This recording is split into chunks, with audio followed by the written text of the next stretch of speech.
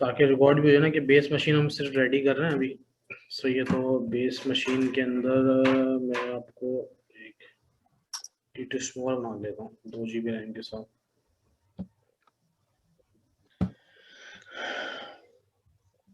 M आई data error आ रहा है कोई आपके पास? बस कभी कभी आ जाता है, कभी मसला कर जाता है।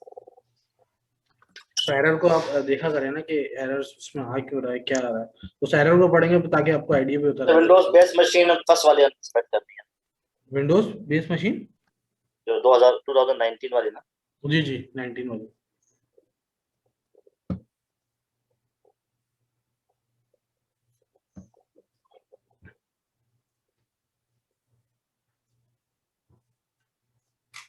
तो आपने जीबी कौन सा लिया है? 2 GB का लिया है?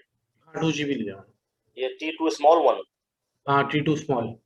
तो ये तो फ्री तो नहीं है? नहीं, फ्री नहीं है। आप T2 स्मॉल वो ले लें, T2 micro. Micro?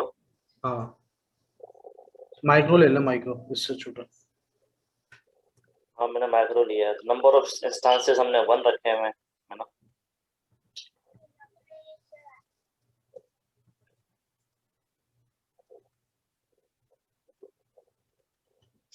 Hard drive के साइज आपने 30 लिया है 40? 30। ये इमरान भाई, ये जो आपने नेम जो खुद डिस्क्राइब कर रहे हैं इधर, जी। ये आपको डालना पड़ता है या ऑटोमेटिकली वहां से पिक कर लेता है ये? नहीं, अब ये हमें डालना पड़ेगा। अगर वैसे हम जब टैग ऐड कराते हैं ना, जब इंस्टेंस ऐड कराते हैं, यहाँ पे मैं दिखा देता हूँ आपको। जैसे कि लॉन्च इंस्टेंस कराते हैं ना, लॉन्च इंस्टेंस पे मैं जल्दी जल्दी इसको सिलेक्ट कर लेता हूँ। इमरान भाई, ये की और वैल्यू जो आता है, तो उसमें की में हम क्या लिखे हैं? कल भी सवाल थोड़ा सा। कौन सी की में? जब स्टेप 5 के ऊपर जब हम लिखते हैं ना, उसको नाम देते हैं। अच्छा अच्छा अच्छा। हाँ, ये उनका सवाल का भी यही है जवाब। दोनों का सेम ही है, तो मैं जवाब दे देता हूँ। देखें, की के अंदर जो है ना, वो हमेशा नाम आता है। मतलब किस टैग के अंदर आएगा। मैं एग्जांपल दे रहा हूँ, मैं EC2 पे आ जाता हूँ। हम्म, ये बेसिकली टैग होता है, नाम होता है। कोई भी सर्वर कोई क्रिएट होता है ना, तो उसका नाम होता है। तो जैसे कि मैंने अब ये सर्वर बनाया। अब ये सर्वर बनाया, इसका नाम क्या रखा है मैंने? AWS ठीक है। क्लास है ना। टैग क्या है? टैग ये है, नेम। तो जो नेम, उसके अंदर हम की के अंदर जो नाम देंगे ना, वो उसके अंदर आएगा। कहाँ पे आएगा? ये की होगा, नेम। की में हम नेम लिख दें। हाँ, ये क्यों? ये वजह क्या है? देखें, ये देखें, ये आ रहा है नेम, हाँ इंस्टेंस ठीक है। ID, instance state. तो ये की है बेसिकली, और ये टैग है, इसकी वैल्यू है। तो जो आप नाम रखेंगे ना, वो ये होगा कि कौन से टैग के अंदर आपने, कौन से टैग के अंदर आपने की में क्या रखना है। जैसे कि मैं टैग ले रहा हूँ नेम। अब वो क्या होगा? ये नेम किसको उठाएगा? ये यहाँ जाएगा। और ये वैल्यू में भी सेम ही जो लिखा आपने नेम में वो लिखने तो कोई इशू नहीं। बिल्कुल, हाँ। मैं अगर ये लिख दूं, मतलब ये कॉपी करके वहां रख दूं, तो वो मिस्टर बन जाएगा।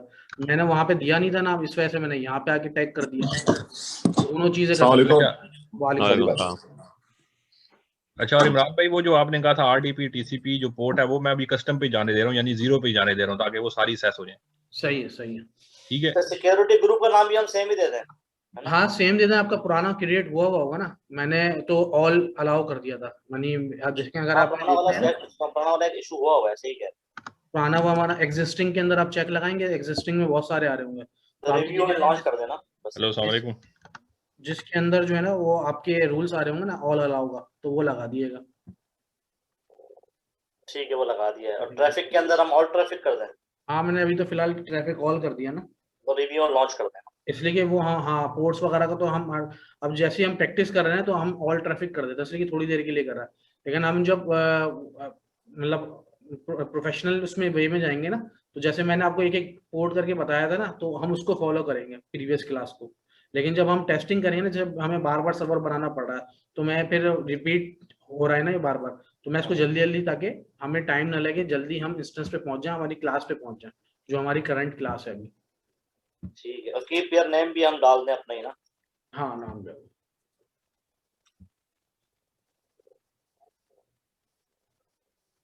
अच्छा, आज मैं थोड़ा सा एक ओवरव्यू दे दूं कि मैं आज हम लोग करने क्या जा रहे हैं, मतलब ताकि आपको आइडिया हो जाए कि हम क्या क्या चीजें परफॉर्म कर रहे हैं, ये आपको पता हो। अच्छा, ये टर्मिनेटेड आ रहे हैं। मैंने आपको बताया था ना कि कोई भी चीज टर्मिनेट कर देने से, मैंने 2 घंटे होगा तकरीबन टर्मिनेट किए हुए, 1 डेढ़ घंटा। तो वो अभी शो करता है पैनल में, तो आपको टेंशन लेने की जरूरत नहीं। टर्मिनेटेड का मतलब टर्मिनेटेड है, मतलब कोई कॉस्ट नहीं कर रहे होता है। और अगर आप स्टॉप भी कर देना तो स्टॉप पे भी कॉस्ट नहीं करता, लेकिन आपको अगर आपने सेकेंडरी वॉल्यूम लगाई हुई है तो आपको कॉस्ट करेगा। अच्छा, मैं वापस क्लास पे आता हूँ कि जो इमरान भाई, ये हाँ कहाँ बोलो। से? जी एक चीज और, ये लेफ्ट के ऊपर जो आ रहा है इंस्टेंसेस टाइप जो आ रहा है, जी। इंस्टेंस टाइप, इस पे क्लिक करें जरा। हम्म। ये भी लोड हो रही है, ठीक है, मैं कल देख रहा था, मैंने कहा आपसे पूछूंगा। इसके अंदर वो बताता है ये बेसिकली ना, पर आवर कितना रेट होगा, जी ठीक जी। है ना, कौन सा सर्वर लेना है तो आपने। पूरा पूरा आपको उसके अंदर आपकी वो आती है ना। लेकिन मैं आपको बोला ना कि इसके अंदर जाने की बजाय हम लोगों को जो आसान वे है ना, वो आपका हम्म। वो है कि आप जैसे हमें ऑर्डरली नहीं चाहिए ना, ये तो हम टेस्टिंग कर रहे हैं, तो हमें हम्म। तो अब मंथली चाहिए। हमें कोई भी सर्वर हमारा टेस्टिंग पर्पस के लिए नहीं है, हमारा मंथली पर्पस के लिए है। और आपको पता है कि अगर आप मंथली कैलकुलेट करें तो 750 आवर्स बनते हैं आपके, अगर आवर्स के अंदर आ।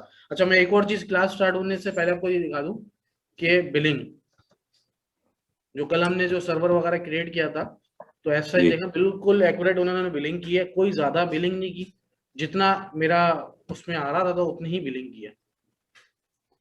0.70 बिल किया है इन्होंने एक्स्ट्रा मुझे। तो ठीक। 0.70 किस चीज का किया है वो अभी दिखा देता हूँ आपको। ये रहा, ये देखिएगा, हमने complete cloud running Windows and SQL server standard का हमने इंस्टॉल किया था। सही है। जी। $550 हमारा अमाउंट आ रही थी मंथली। हम्म। मैंने उसको आपको डिवाइड किया था, तो मैंने आपको बताया था कि तो ऑलमोस्ट $1 आएगा। तो बिल्कुल एक्यूरेट वही किया। अच्छा, मैंने 1 घंटा यूज नहीं किया था, मैंने कम यूज किया था। लेकिन ये चीज आपके जहन में होना चाहिए कि अमेजोन जो है ना, मिनिमम 1 आवर का चार्जेस लेता है वो। इससे ये चीज अच्छा। क्लियर हो गई है कि हमने हम्म। आधा घंटा यूज किया था, तो उसमें ऐसा नहीं है कि मतलब मैं 1.35 मुझे चार्ज हुआ वो बोले हम्म। यार आपने जो है ना वो 0.5 आवर्स यूज किया है। हम्म। ऐसा नहीं होगा, वो मिनिमम जो है ना वो 1 आवर चार्ज करेगा। अगर आपने 1 आवर 1 मिनट भी कर लिया ना, तो वो आपको 2 आवर हाँ, चार्ज तो करेगा। 2 आवर्स सही है। तो ये चीज आपको क्लियर हो गई कि मतलब चार्ज भी देखें अकॉर्डिंगली उसने वो किया। जैसे कि $550 का 15 दिन का आपका हो गया। मुझे आइडिया है कि भाई मतलब आपका $275 हो गया। फिर आपने 7 डेज का लगा लिया $140, इस तरीके से मतलब आप हाफ कर लिया, 4 डेज का लगा लिया $70। इस तरह करते करते आप जब 1 डे 1 घंटे के अंदर आएंगे तो आपको 0.70 चार्ज कर रहा है। सही। सही है। तो आपको ये चीज भी क्लियर है कि जितनी टाइम आप यूटिलाइजेशन आप सर्वर की चार्ज करेंगे आपको उतना ही कॉस्ट पड़ेगा। अच्छा, वापस हम क्लास उस पर टॉपिक पे आ जाते हैं। अच्छा, ये इमरान भाई मैंने जो इंस्टेंस बनाया ना, इसमें भी नाम नहीं आ रहा, क्या उसने कहा कि आपको आप रीजन इस पर टैग कर दें, कोई इशू नहीं है। आप यहाँ पे एक ऑप्शन आ रहा है, ये देखिएगा, मैं इसको अगर ब्लैंक कर दूं। अच्छा, ये तो मेरा वो वाला है ना। अगर आप उस पर डबल क्लिक करें तो नहीं आएगा। हाँ, ये देखें ना, टैग का दे रहा है ना एडिट का ऑप्शन। यहाँ पे ब्लैंक आ रहा होगा आपके पास, ऐसे ही आ रहा होगा। जब आप वहाँ पे कर्सर लेके आएंगे ना, तो ये एडिट का ऑप्शन है, इस पर क्लिक कर दें, नाम दे दें, एडिट नेम। ठीक है, यहाँ पे नाम दे देते हैं इसको। सही है। तो अभी हम क्लास को उसको मतलब आगे लेके चलते हैं इस क्लास को। तो ये क्लास ठीक है। मतलब इंस्टेंस मेरा रेडी हो गया। अच्छा, मैं आपको थोड़ा सा ओवरव्यू दे दूं कि आज हमने करना क्या क्या। वो ठीक तो है। जो चीजें एडिशन में आपको बता दूंगा, लेकिन मैं थोड़ा सा ओवरव्यू ये दे देता हूँ कि भाई आज हमने जैसे सर्वर बनाया, सर्वर तो हमने प्रीवियस क्लासेस के अंदर कवर कर लिया, इसको हम काउंट नहीं करेंगे आज के टॉपिक में। हम जो आज करेंगे वो आईएस इंस्टॉल करने के बाद एक तो इसका सर्वर का इमेज लेंगे। सही है। इमेज लेके, और दूसरी चीज ये है कि सेकेंडरी ड्राइव ऐड कराएंगे इसके अंदर। एक तो हो गई हमारे पास जो रूट वॉल्यूम ऐड करा था हमने, जैसे हम ड्राइव ऐड कराना भूल गए। अब हमें किसी ने कंप्लेन मतलब कुछ भी रिक्वायरमेंट आई कि यार ड्राइव फुल हो रहा है, आप एक काम करो सेकेंडरी ऐड करा दो चलते हुए सिस्टम पे, मतलब सही। विंडोज अभी रनिंग में, आपने चलते हुए इसमें हार्ड ड्राइव ऐड करानी है। और दूसरी चीज आपने इमेज लेना है, तीसरी चीज आपने डेडिकेटेड आईपी लगानी है। अभी हम शेड पे चल रहा है, अगर मैं सर्वर को रिबूट करूंगा ना तो आईपी चेंज हो जाएगी, ये मैंने आपको बताया। सही है। ये क्यों है, इसकी वजह की कोई बता सकता है? क्या कहा आपने, वो मेरा आवाज ही कट गई आपकी। अच्छा, क्या बोला था आपने? एक मिनट, अब आ रही है आवाज? जी। जी। सही है। अच्छा, मैं नेट को भी देख लूं कि क्लियर है नहीं है। सही है, आपको आवाज आ रही होगी।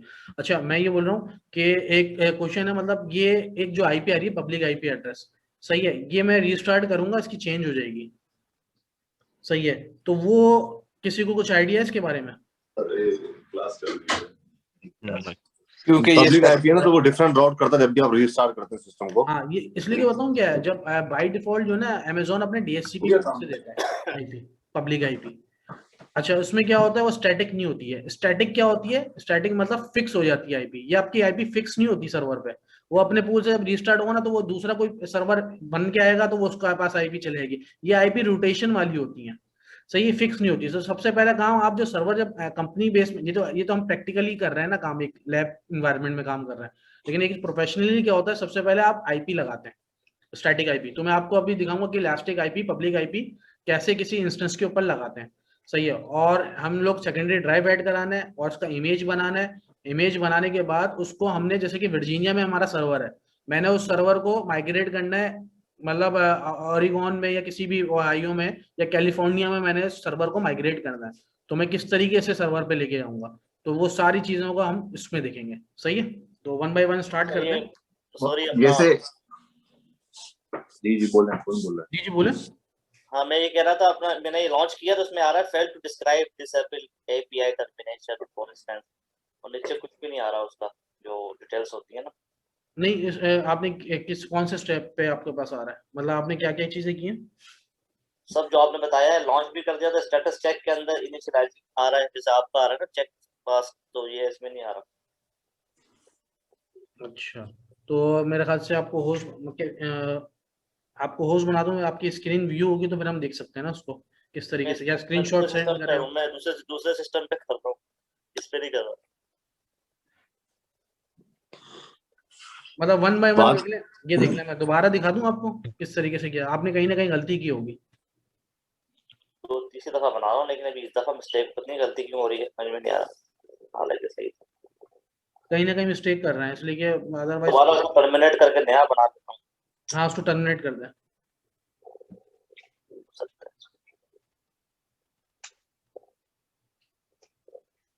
वरना क्लास के बाद एनीडेस्क की आईपी दे देना ना हमको, इमरान भाई को, तो ये देख लेंगे।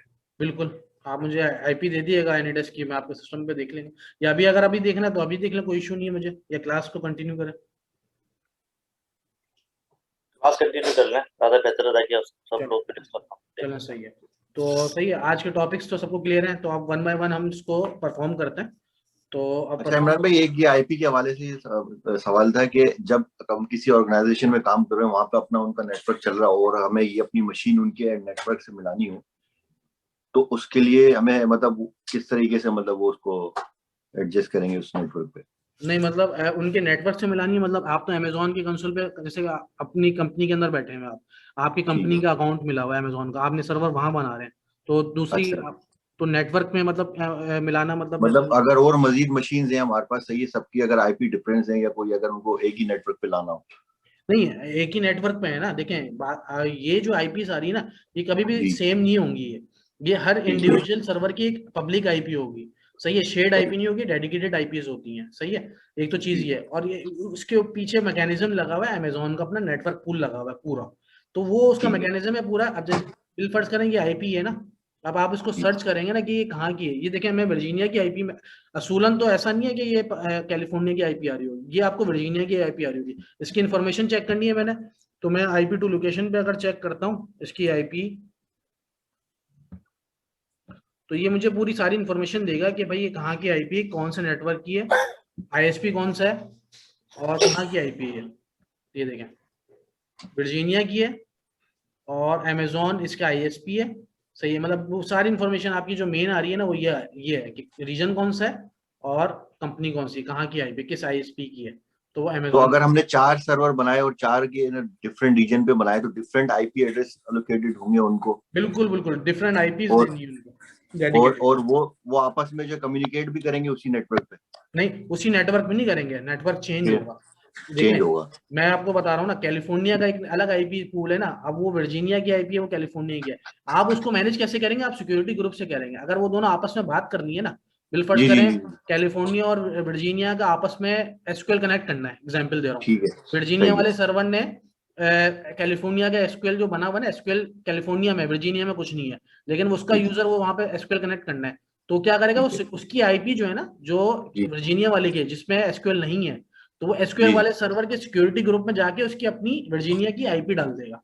और वो ठीक, बता ठीक, देगा इस पोर्ट पे ये अलाउ हो जाए। तो जिस जिसकी ओके। आईपी आप पूल डालेंगे ना वो वैसे ही काम करेगा, ओके, ठीक है, ठीक है, यानी सब ठीक है, नेटवर्क क्लियर, इंडिविजुअल काउंट करेंगे आप।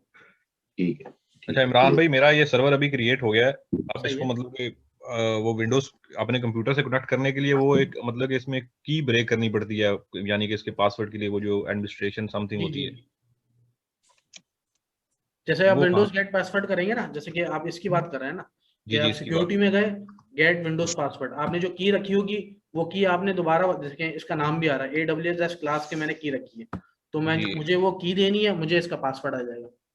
अच्छा मैं इसकी यहाँ पे की दूंगा तो मुझे इसका पासवर्ड आ जाएगा, और वो मैं पासवर्ड लिख के अपने पास रख लूंगा किसी भी जगह। बिल्कुल, आप सेफ लोकेशन में आपने उस पासवर्ड को रख लेना है। पहले तो डिक्रिप्ट करना है, डिक्रिप्ट जैसे ही आप डिक्रिप्ट करेंगे ना, जी, तो इसको आपने डिक्रिप्ट करके पासवर्ड आपका व्यू हो जाएगा, तो ये सारी इंफॉर्मेशन आपकी वो आएगी। अच्छा, ठीक है, ठीक है। आज जो है मैं आपको लोकल आईपी और प्राइवेट आईपी पब्लिक आईपी में डिफरेंस बताऊंगा कि देखें इमरान भाई ये एक क्वेश्चन है यार मेरा, आपको आवाज आ रही है मेरी? जी आप मुझे आ रही है।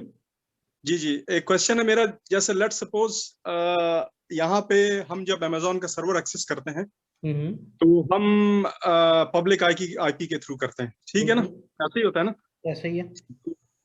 अब मेरा एक डोमेन चल रहा है, ठीक है, यहाँ पे अपना डेटा सेंटर है या ऑन प्रेम जिसको बोलते हैं वो है, उसमें DHCP असाइन करता है मेरे अपनी रेंज या आईपी की रेंज, सही है, वो ठीक है, आपकी आईपी आ गई। मेरी अपनी आईपी की रेंज है, DHCP उसको असाइन कर रहा है रेंज। तो अब मुझे इस सर्वर को डोमेन ज्वाइन करना है या मुझे इस सर्वर से कोई कम्युनिकेशन करनी है, तो ये ट्रस्ट किस तरह इनेबल करेंगे? वो अलग आईपी ये रेंज है और ये अलग आईपी। नहीं, ये वो नेटवर्क अलग है, ये नेटवर्क अलग है। सही है, अमेजोन जो है ना, ज्यादातर जो कंपनीज के अंदर काम होता है ना, वो होता है वर्क ग्रुप एनवायरनमेंट के अंदर। ये डोमेन बेस्ड मशीनें नहीं होती, ये वर्क ग्रुप एनवायरनमेंट होती हैं। इन पे हम अपने सर्वर्स इंस्टॉल करते हैं और यहाँ की आईपीस यहाँ के लिए कनेक्शन बना देते हैं, इसलिए कि ज्यादातर वेबसाइट वेब सर्वर्स वगैरह बनाते हैं तो वो इंडिविजुअली काउंट करता है। हाँ, अगर आपने डोमेन ज्वाइन कराना है तो उसका एक अलग मेथड होता है, उसके अंदर क्या होता है, VPN कॉन्फ़िगर होता है।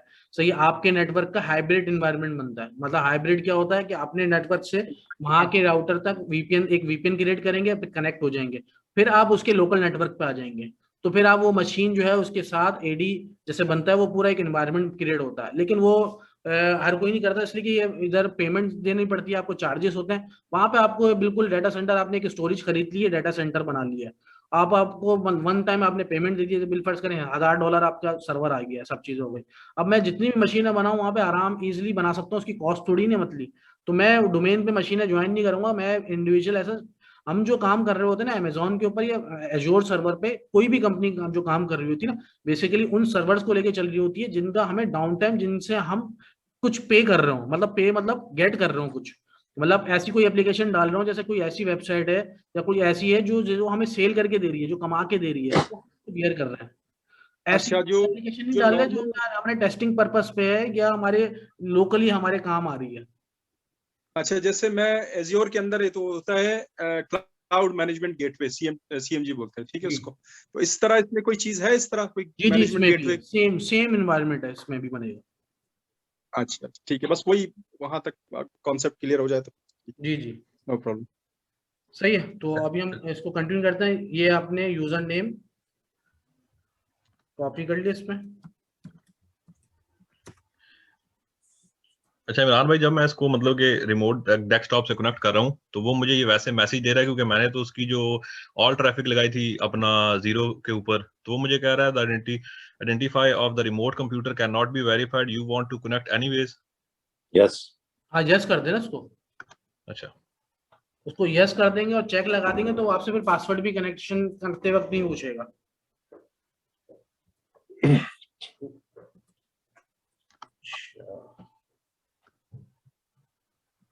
उमर, एक प्रैक्टिस क्लास रखेंगे हम आपस में ना, तो तुम उसमें शामिल हो जाना, देखेंगे साथ बैठ के। ठीक है दादा। अच्छा, सिक्योरिटी में गया, गेट विंडोज पासवर्ड करके दोबारा से मैं इसको,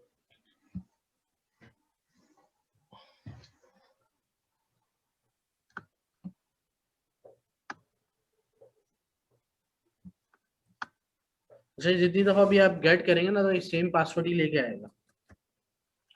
ठीक।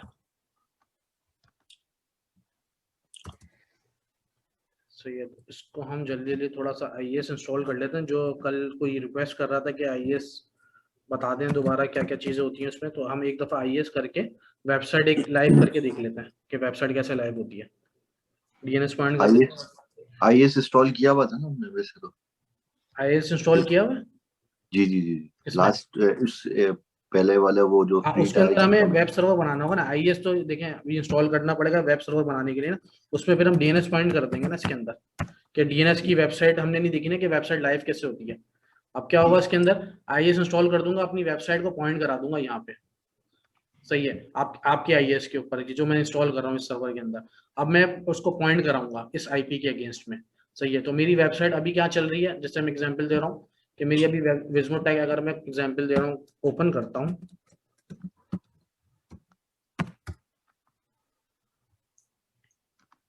और इसको मैं प्रोसीड करता हूँ। तो ये जो चीज है मेरे पास, ये कहीं से चल रही है ना, इसकी फाइल्स पॉइंटिंग हुई हुई है। वो पॉइंटिंग कहाँ हुई है, वो आप जैसे कि पिंग करके देख लें या DNS व्यू के अंदर आप चेक कर लें, जो मैंने सॉफ्टवेयर आपको दिया हुआ था।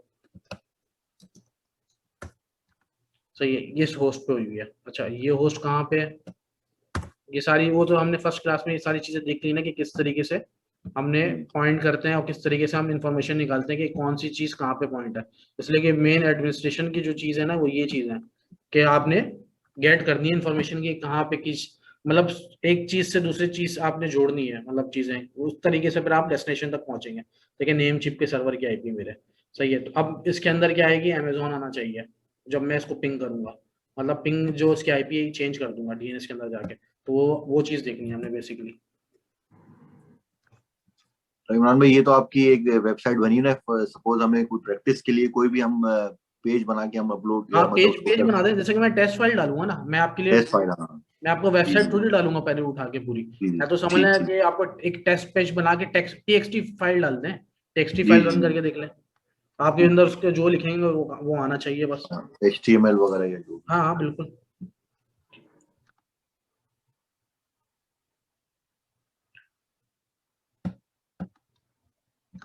सही है, ये चीज तो हम पहले कवर कर चुके हैं ना कि मतलब किस तरीके से इसको, इसकी सिक्योरिटी क्या है, और इसको ऑफ करते हैं ताकि वो आपको बार बार आपको ऐड कराने के लिए नहीं दे।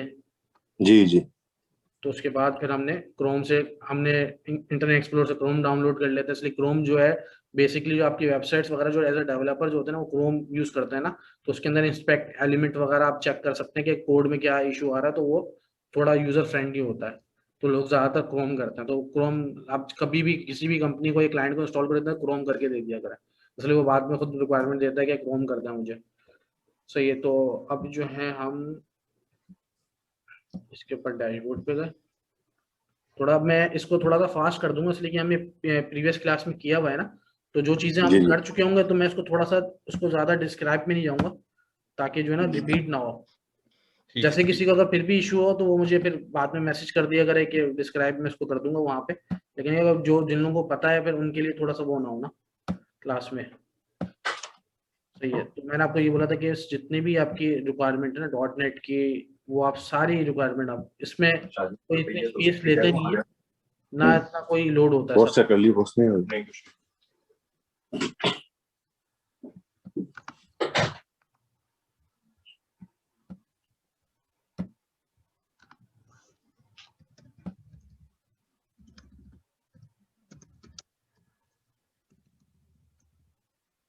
तो ये मेन जो है ना इसका आपका रोल्स है, ये रोल्स आपने कंप्लीट करना है। इसलिए आगे अगर आपने, इसलिए कि इंस्टॉलेशन वन टाइम होती है ना, बार बार आपको इंस्टॉलेशन नहीं करनी पड़ती। तो अगर बिलफर्ज करें 1.5 ईयर के बाद कोई डेवलपर आता है, वो बोलता है यार एप्लीकेशन उसकी किसी और पे बनी हुई राउटिंग नहीं हो रही है, या मेरी रीराउट कर दो, मतलब मेरी डोमेन खोलूं तो IP खुले तो मेरा डोमेन खुले, या कुछ इस तरह की नोड के ऊपर एप्लीकेशन बनी हुई है, तो IIS के ऊपर नोड के लिए आपको फिर, मतलब आपको फिर सारी दोबारा से दिखनी पड़ती है ना, फिर एरर्स में आते हो ना, ट्रबल शूट करते हैं। तो मुझे तो एक्सपीरियंस है, तो मैं आपको बता रहा हूँ कि भाई जितने भी रोल्स हैं ना आप ये सब कर दिया करें, वरना ज्यादातर फिर बाद में आपको करनी पड़ती है वो चीज, जैसे CGI वाली चीज है। तो ये सबकी एक फंक्शनलिटी है, मतलब इसके अंदर आप डेप्थ में हम नहीं आते, लेकिन ये है कि आप मिनिमम जो है ना, मतलब इसके अंदर ही सारी चीजें आपने इंस्टॉल करनी है। मैनेजमेंट कंसोल इसका ना यूज करें तो जरूरत, सिर्फ इसका जरूरत नहीं है, लेकिन ये है कि बाकी कंपैटिबिलिटी और ये टूल्स आप जरूर कर लें कि 6 के। मैनेजमेंट कंसोल हमने 7 का ही चाहिए, 7 इंस्टॉल हो रहा है।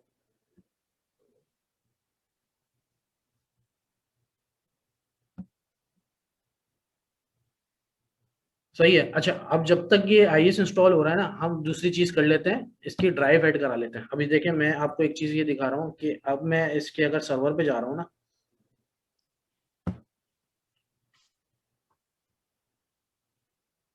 डिस पीसी में जाता हूँ, तो मेरे पास क्या लगा हुआ है, 30 GB की सी ड्राइव लगी हुई है। अच्छा, अब ये रिक्वायरमेंट आ रही है कि भाई मुझे ड्राइव ऐड करा दें, मतलब 30 GB या 100 GB 200 GB जितनी भी करें, मतलब आप एक ऐड करा दें। जैसे मैं 20 GB की करा दूँ, ये एज एग्जाम्पल ले लेता हूँ मैं 20 GB। अच्छा,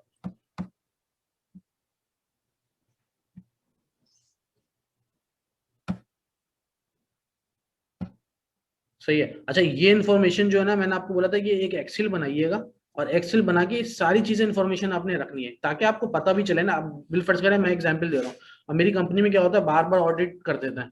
उसमें क्या करते हैं कि यार कॉस्टिंग लेके आ जाओ, यार इतनी बिलिंग क्यों हो गई, क्या हो गया, कौन सा सर्वर में क्या चल रहा है भाई, कौन किस सर्वर की क्या कॉस्ट आ रही है।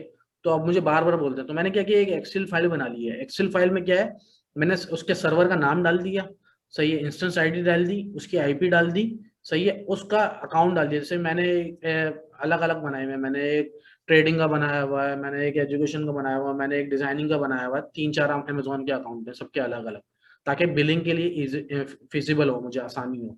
तो उसके अंदर मैं अलग अलग रीजन्स में मेरा, इसलिए हम लोगों को तो बहुत वास्ट काम है ना, तो हर किसी के अपने रिस्पेक्ट टू, किसी को एक ही अकाउंट के अंदर सारे काम हो जाते हैं। अच्छा, मुझे चाहिए बिलिंग, हमें कार्ड का कोई इशू नहीं है, तो हमने मल्टीपल, हमारे पास कार्ड्स हैं कंपनीज के, तो हमने अलग अलग अकाउंट बना लिए 4।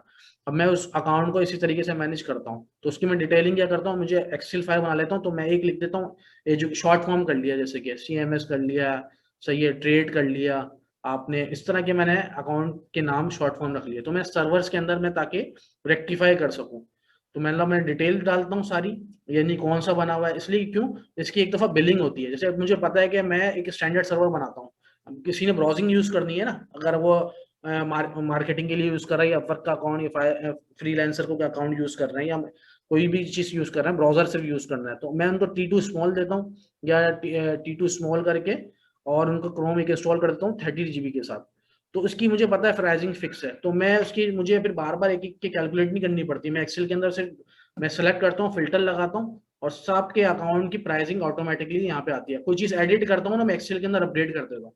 बिलफर्ज करें, मैंने इसमें 30 GB की जो मेरी अपडेट थी, अब मुझे कहीं अपडेट करनी, मुझे 20 GB की रिक्वायरमेंट आ गई, या इसमें मुझे एक ड्राइव भी ऐड करा दो 30 GB की, तो मैं उस एक्सेल के अंदर भी अपडेट कर देता हूँ कि प्लस एक और सेकेंडरी ड्राइव ऐड करा दी, और उसकी कॉस्टिंग भी लेके अपडेट कर दी उसके अंदर। तो साथ मैं मतलब मैं ऑडिट भी साथ साथ करता रहता हूँ एक्सेल का।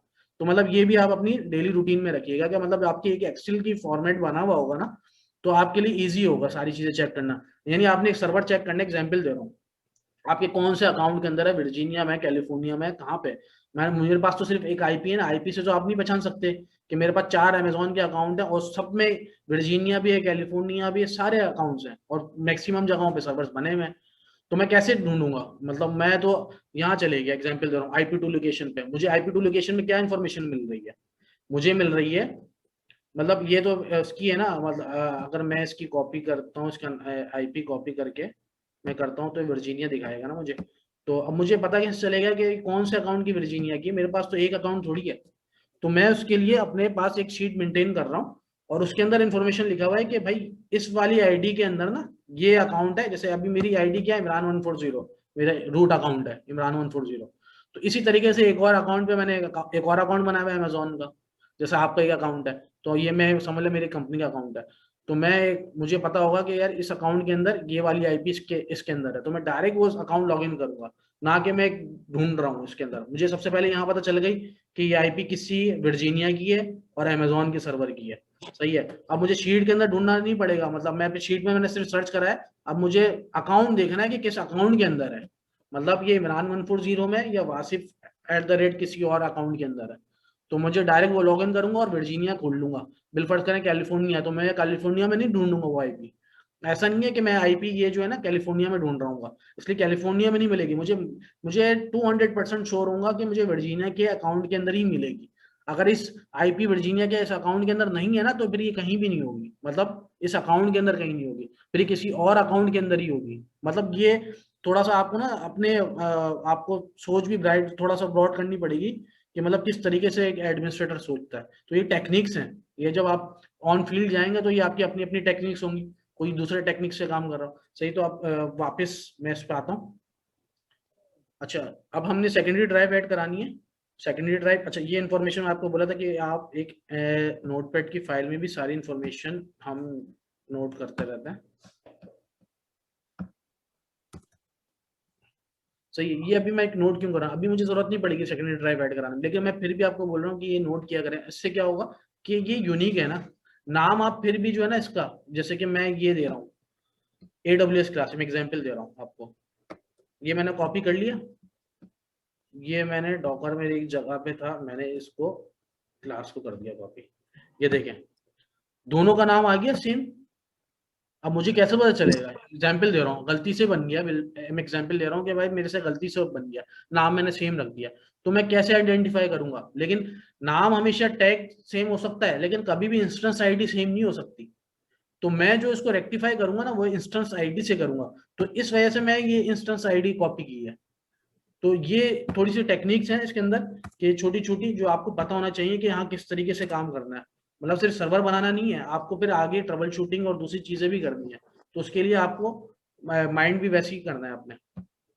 अच्छा, मैं अब सेकेंडरी ड्राइव ऐड कराने जा रहा हूँ। तो सेकेंडरी ड्राइव कहाँ पे होगी आपकी, वॉल्यूम्स के अंदर, जो कि बिल्कुल आपका इलास्टिक ब्लॉक स्टोर के अंदर एक वॉल्यूम्स है, स्नैपशॉट्स है, लाइफ साइकिल मैनेजर है। तो हम 1 बाय 1 देखेंगे। तो अभी हम वॉल्यूम्स को देख लेते हैं। देखें अभी कुछ भी नहीं आ रहा, अभी क्या आ रहा है, एक वॉल्यूम आ रहा है 30 GB का इन यूज आ रहा है।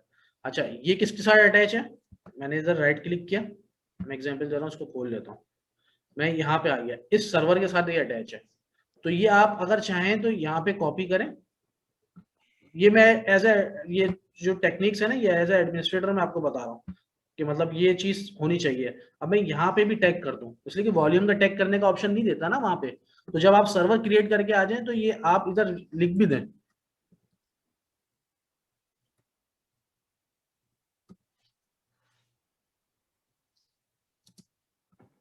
सी ड्राइव में मतलब कोई भी चीज आपके लिए मतलब जो फिजिबल हो आपके हिसाब से, जो नाम रखने जा रहे हैं कि आपको या रूट ड्राइव लिख लें, सी ड्राइव लिख लें, ये मैं एग्जांपल दे रहा हूँ ताकि आपको टैगिंग हो, हर चीज आपके लिए इजी हो। सही है, तो आप ये चीज नोट कर ली। अच्छा, मैं क्रिएट वॉल्यूम कर रहा हूँ। अच्छा, मोस्ट इंपॉर्टेंट चीज अब चीज आएगी। सही है, मैं ये सारे ऑप्शंस नॉर्मल जनरल पर्पस आपने करना है। लोग ज्यादातर जनरल पर्पस, 90% लोग जनरल पर्पस करते हैं, इसलिए कि इसकी जनरल पर्पस SSD होती है। आप अगर आप लैपटॉप इस्तेमाल करते हैं, हार्ड डिस्क होती है, SSD होती है ना, SSD थोड़ा फास्ट होती है, बहुत फास्ट होती है। तो ये SSD फिर भी अमेजोन लेवल की है, तो मतलब ये बहुत फास्ट ही होती है।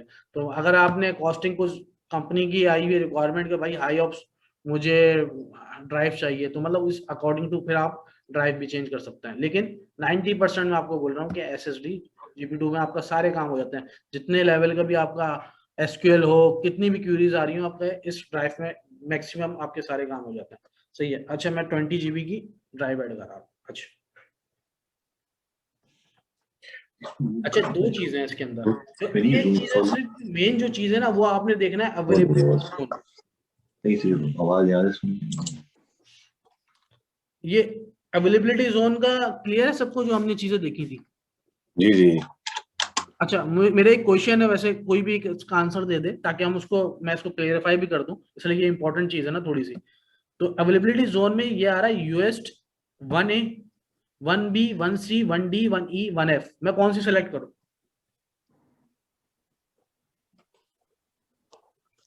भी कर ले, इसमें तो कोई मसला नहीं होना चाहिए। तो आपने सेलेक्ट किया वो नॉर्थ वर्जीनिया वाले पंचायत दिया तो। अच्छा, ये तो रीजन है ना, देखिए इस रीजन के अंदर इतने डाटा सेंटर होंगे, सारे आ रहे होंगे, ऐसा ही है ना। कैलिफोर्निया में जो सेलेक्ट करूंगा ना, जब मैं ड्राइव बनाने जाऊंगा तो उसके जो रीजन अवेलेबिलिटी जोन्स होंगे ना वो आ रहे होंगे, ऐसा ही है। अब मैं ड्राइव बनाने जा रहा हूँ, वर्जीनिया में तो बनेगी, ये तो मुझे पता है वर्जीनिया में बन रही है इसलिए कि रीजन एक है, लेकिन डाटा सेंटर्स अलग अलग है ना। अब ये जो है मैं 1A बनाऊंगा, 1B बनाऊंगा, 1C बनाऊं, 1D, 1E, 1F, ये कोई से भी नहीं बनाना, ये मोस्ट इंपॉर्टेंट चीज है। अगर आपने देखें इसमें क्या देखना होता है, तो जिस जोन में आपका सेकेंडरी फिगर होगा उसी जोन में बनेगा ना। ड्राइव में मैं आपको दिखाता हूँ, पहले आप कंसोल पे आ गए, सर्वर जहां पे बना हुआ है,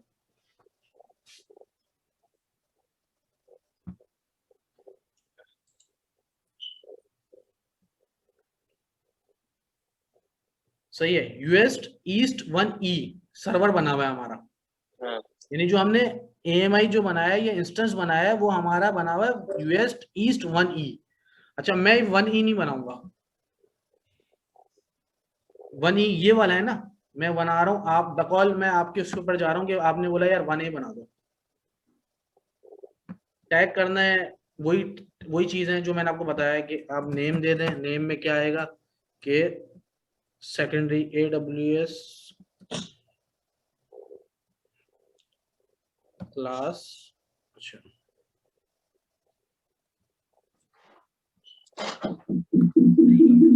सही है, मैंने क्रिएट कर दिया, वॉल्यूम क्रिएट हो गया,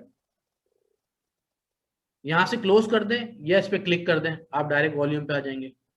सही है, ये फिल्टर ऑटोमेटिकली वो आ गया, इसको हटा दें मैं आपको दिखाने के लिए कि ये देखें, ये दो चीजें आ रही हैं, एक C ड्राइव, डी ड्राइव हमने ऐड कराई थी,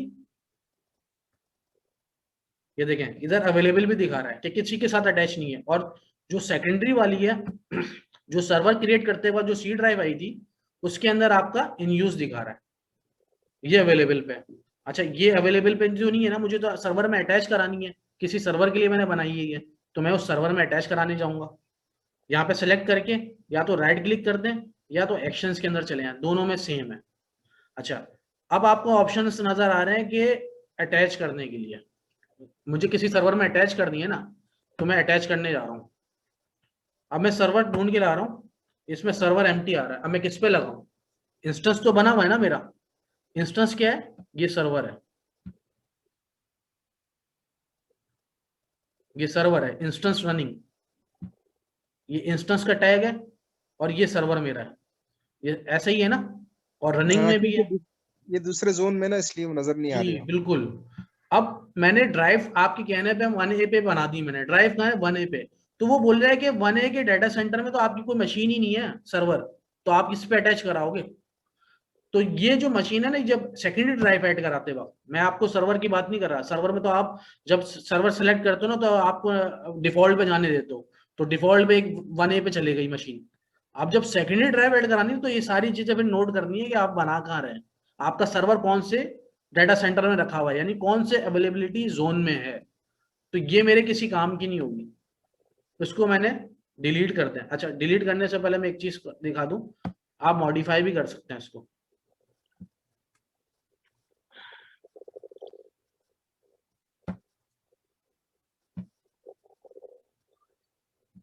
ये 20 GB थी, इसको मैंने रिफ्रेश किया,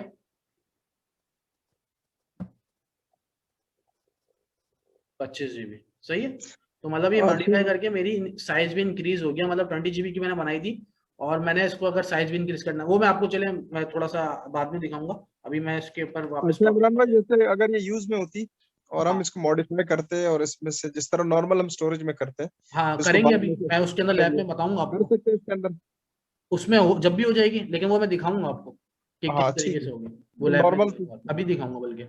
अच्छा पहले मैं इसको डिलीट कर देता हूँ, इसलिए कि हमारे किसी काम की नहीं थी ये। अब मुझे पता चल गया कि अब मुझे ये पता चल गया कि भाई 1E में ही बनानी है, US-East-1E,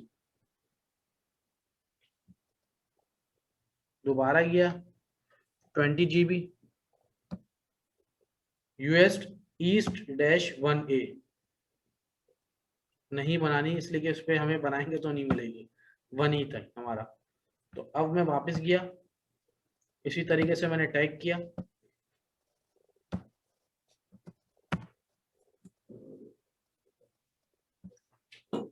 डी ड्राइव, सही है, डी ड्राइव अटैच करा रहा हूँ, ये बना दी। अच्छा इमरान भाई, यहाँ पे अगर हम जो हमने सर्वर का नाम रखा हुआ है सेम वही नाम रख देते हैं, उससे कोई इशू तो नहीं होगा? नहीं कोई इशू नहीं है, लेकिन आपको पता है ना कि मैं बोल रहा हूँ कि जब आप एक चीज बना रहे हैं ना तो डायरेक्टिव बिल्कुल क्लियर चीजें रखें, ताकि मैं अभी की बात नहीं कर रहा, अभी तो आप बना रहे हैं आपको पता है। अगर बिल फर्ज करें विद इन 2 मंथ्स के बाद आपके पास काम आ रहा है, तो आपको फिर ये चीजें रिमेंबर याद करने में थोड़ी सी मुश्किल होगी कि यार कौन सी ड्राइव थी ये। अब मैं जैसे मैंने टैग किया ना, तो मुझे तो आप 2 साल के बाद भी आएंगे ना, मतलब इसके बाद, तो आपको कोई इश्यू नहीं होगा इस चीज का कि यार ये क्या कौन सी ड्राइव है। मुझे पता है कि ये रूट ड्राइव नहीं डी ड्राइव है। अगर मुझे इसमें एडिटिंग भी करनी है ना, जैसे कि उन्होंने बोला है कि यार अगर मैं इसको लाइव चलते हुए मैं एडिट करूं तो फिर क्या होगा, तो अब मुझे देखना है ना कि भाई सी ड्राइव है डी ड्राइव है, किसको एडिट कर रहा हूँ मैं, किसको मैंने करना है काम। तो ये आप ये क्लियरफाई होके चले, मतलब ये बिल्कुल प्रॉपर। थोड़ा सा टाइम लगेगा क्रिएट होने में, मतलब जब बना रहे हो ना थोड़ा सा टाइम लग जाएगा, लेकिन टाइम होने के बाद जो है ना आपके लिए बहुत ईजी हो जाएगा। अच्छा अब ये सिंपलीफाई हो अटैच जाएगा, कराने ठीक है। जाऊंगा मैं, जो पहले एक ऑप्शन नहीं आ रहा था ना, अब मैं सिर्फ क्लिक कर रहा हूँ, ये वो सर्च करके खुद ही लिया है, इंस्टेंस आईडी भी लिया है, उसका टैग भी लिया है और रनिंग भी बता दिया कि रनिंग है या स्टॉप है, ये सेलेक्ट कर दिया मैंने। सही है, ये डिफॉल्ट जाता है इसका। ये जो वेरिएबल होता है ना विंडोज डिवाइस का XVDF, ये लिनक्स के प्लेटफॉर्म में होता है, इसका नेम फॉर्मेट आपका सेम होता है, इसको कुछ भी आपको छेड़ने की जरूरत नहीं है, आप सिर्फ अटैच करना है आपने। और ये जो हमने डिवाइस नेम आ रहा है, इसको कॉपी करके अपने पास रिकॉर्ड में रखना है कि नहीं रखना?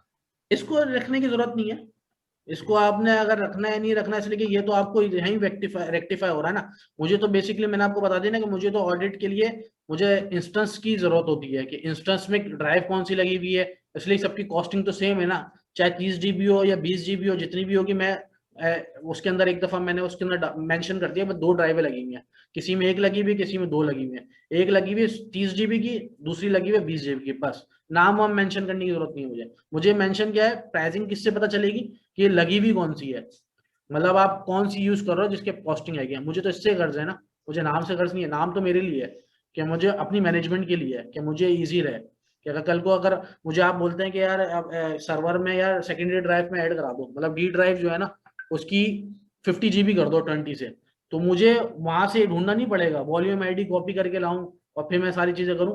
मुझे कुछ भी नहीं करना, मुझे पता है वॉल्यूम्स के अंदर होगा, नाम से मैंने रखता हूँ, सर्वर का नाम शुरू में होता है और आगे ड्राइव का नाम बता देता हूँ कौन सी ड्राइव है। तो बस मैं डायरेक्ट जाके काम करूंगा, मेरा काम बहुत जल्दी हो जाएगा। वरना मुझे सर्च करना पड़ेगा ना, इंस्टेंस पे जाऊंगा, फिर वॉल्यूम्स में देखूंगा यार वॉल्यूम्स कितने लगे हुए हैं, इधर जाऊंगा, ये देखें वॉल्यूम्स फिर इधर आते हैं।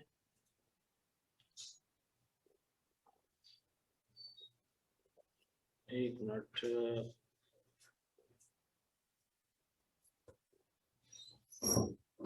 स्टोरेज में।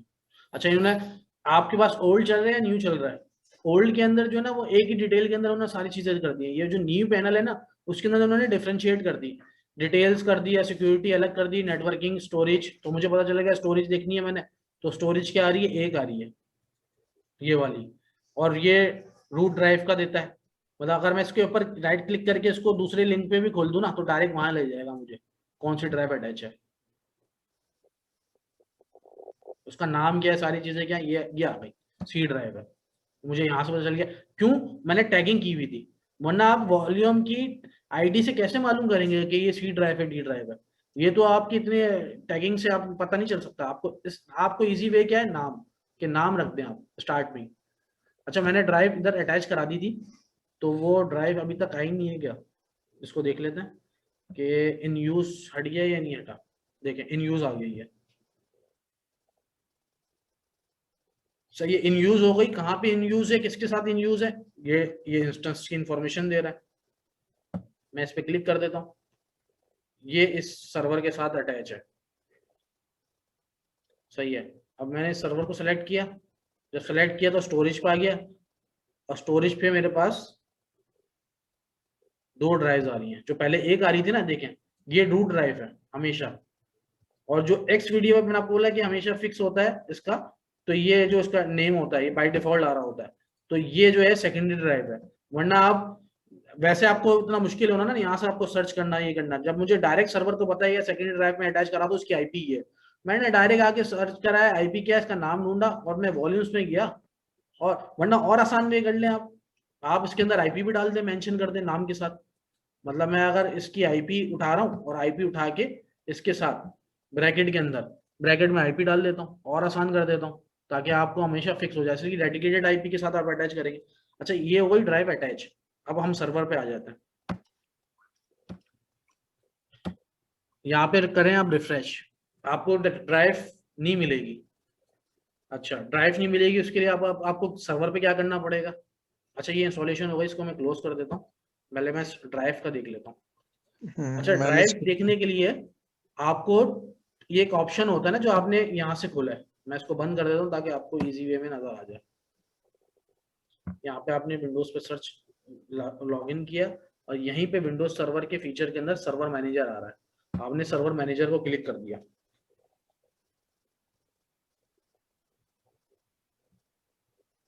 सही है, अभी जब तक ये बार खत्म होगी, अब बार खत्म हो गई तो आप इजीली कर सकते हैं। अब टूल्स में आए, टूल्स में आने के बाद कंप्यूटर मैनेजमेंट पे आ गए। कंप्यूटर मैनेजमेंट में आने के बाद देखें ये सारे ऑप्शन है जो हमने पिछली दफा यूजर बनाया था ना, यहाँ पे जो कि हमने एसक्यूएल वगैरह के लिए यूजर बनाया था, यहाँ पे उसको एडमिनिस्ट्रेटर के ग्रुप में ऐड कराया था, मतलब ऐसे ही कुछ था ना, मैंने आपको दिखाया था कि एडमिनिस्ट्रेटर के ग्रुप में बाय डिफॉल्ट एडमिनिस्ट्रेटर आ रहा होता है जो यूजर से आप सर्वर बनता है। तो अगर आपने डिफरेंट यूजर बनाना है, उसको एडमिनिस्ट्रेटर में ऐड कराना है क्लाइंट के लिए, या उसके आईडी पासवर्ड जनरेट करना है, तो यहाँ पे बन जाता है। लेकिन हम वापस ड्राइव के ऊपर, अभी हम ड्राइव का देख रहे हैं। सही है, तो ये ऑप्शन इस तरीके से आ रहा है, तो इस वजह से आपको व्यू भी नहीं हो रही है। ये देखें, वापस मैं सर्वर पे आता हूँ, रिफ्रेश करता हूँ, नहीं आ रही। क्यों नहीं आ रही? अब आप इसके डिस्क मैनेजमेंट पे गए, ये देखें सी ड्राइव आपके ऑनलाइन आ रही है ग्रीन पट्टी के साथ, इसमें ब्लैक पट्टी आ रही है, और देखें इसके एक ऑप्शन एक रेड कलर का दे रहा है, और आपको नीचे दे रहा है, उधर ऑनलाइन दे रहा है, इधर ऑफलाइन दे रहा है। तो इसका मतलब क्या है कि ये यार ऑफलाइन, आपको पता है जो कोई चीज ऑफलाइन है तो व्यू कैसे होगी आपको, तो आप सिंपली पहले तो ऑनलाइन कर ले उसको ड्राइव को। सही है, फिर दोबारा आपने राइट क्लिक किया, आप आपने इनिशियलाइज करेंगे डिस्क को, मतलब आप बनाने जा रहे हैं। अच्छा, इस फॉर्मेट के अंदर आप मतलब इतना ज्यादा उसको परेशान होने की जरूरत नहीं है ना, इतना कंपनी पूछती है कि कौन से फॉर्मेट में बनाया है, मास्टर बूट रिकॉर्ड में, मतलब कुछ भी नहीं। आप सिर्फ डिस्क 1 के अंदर ओके करके, बिल्कुल जो ऑप्शन आ रहा है ना बाय डिफॉल्ट, आप उसको अंदर ओके कर दें ऑप्शन। इसके बाद जब आपके पास ये आ जाएगा ना, तो आप ये देखें अब अनएलोकेटेड आ गई, ऑनलाइन हो गई, अभी भी ड्राइव शो नहीं हुई।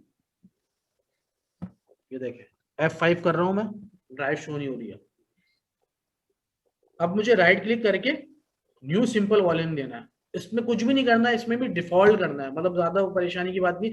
जो साइज दिया है ना वो ऑटोमेटिकली सारी चीजें आ रही होंगी इसके अंदर। 10 MB की एक स्पेस है, वो बोल रहा है कि उसके अंदर जा रही होगी टाइम के अंदर, वो आप जाने तो कोई इशू नहीं है।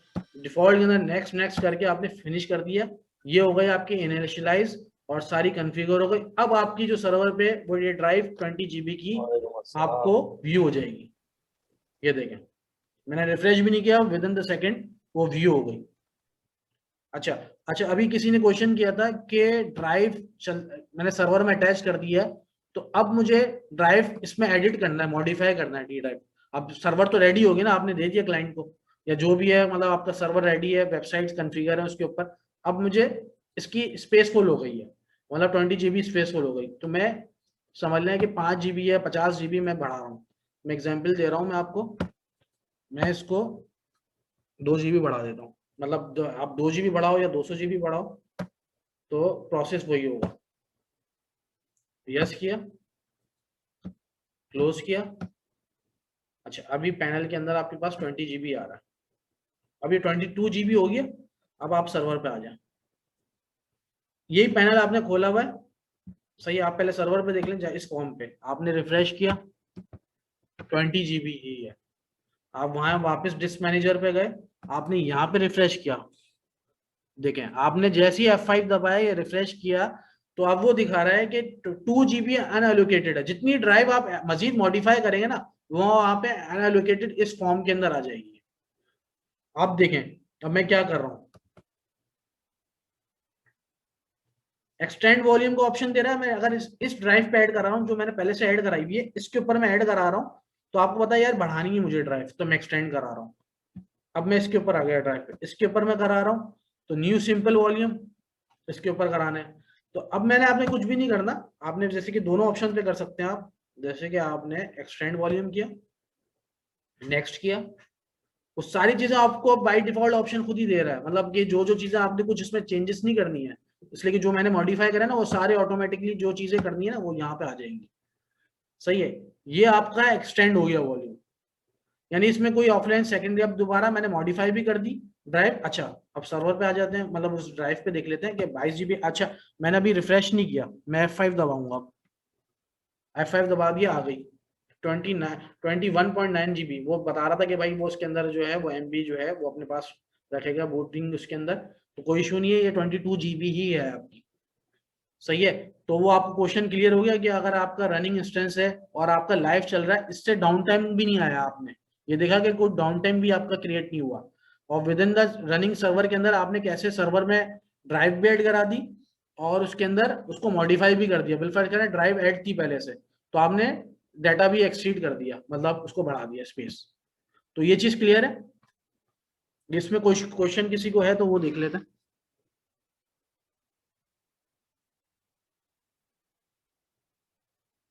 हेलो जी जी जी जी क्लियर है मान लो। क्लियर है। क्लियर है, तो सही है। अच्छा अब नेक्स्ट उसमें आ जाते हैं, ये तो हो गई हमारी ड्राइव की चीज।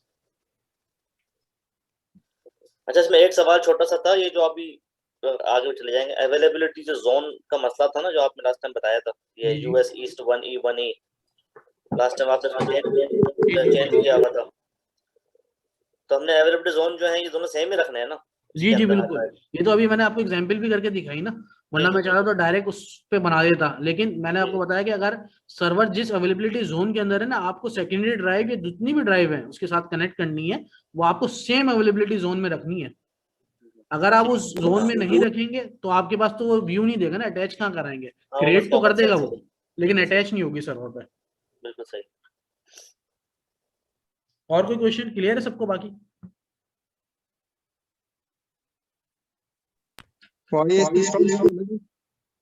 जी IIS इंस्टॉल हो गया होगा मेरा। हाँ, IIS सर्वर पे आगे, मैं इसको वापस सर्वर पे आता हूँ। IIS कहाँ पे होगा? बाय डिफॉल्ट आप IIS इस पे सर्च भी करा लेते हैं, विंडोज के ऊपर आप जाके IIS सिर्फ लिखेंगे तो आपके पास ये आ जाएगी, वरना दोनों ऑप्शन बताऊंगा मैं आपको, कहाँ पे होता कहाँ है ये भी बता देता हूँ। सही है, वरना आप विंडोज पे सर्च करें और विंडोज एडमिनिस्ट्रेटिव टूल्स, उसके अंदर आता है ये IIS।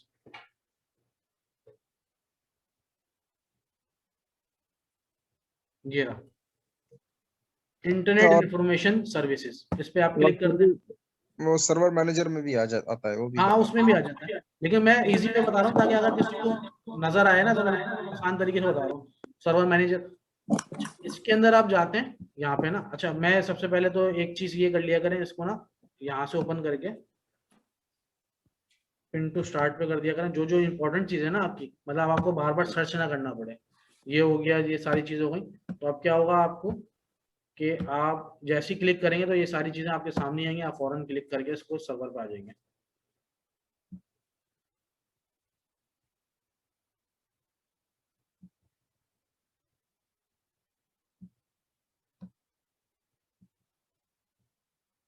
ये आपका IIS एक सर्वर आ गया, ये डिफॉल्ट है। सही है। अच्छा मैंने आपको एक स्क्रिप्ट दी थी एक IIS की, इसमें एक ऑटोमेशन होती है कि अगर एक तो मैं मैनुअल आपको करके दिखाऊंगा, सही है, और आपको मैंने स्क्रिप्ट भी दे दी है, स्क्रिप्ट के अंदर भी मैं आपको दिखा दूंगा किस तरीके से स्क्रिप्ट में ऐड होती है। पहले मैं स्क्रिप्ट दिखा देता हूँ, फिर मैनुअल एंट्री दिखा देता हूँ आपको।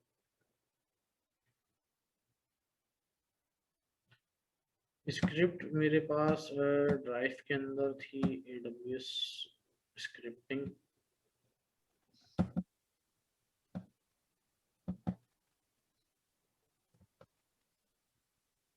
सही है, इसको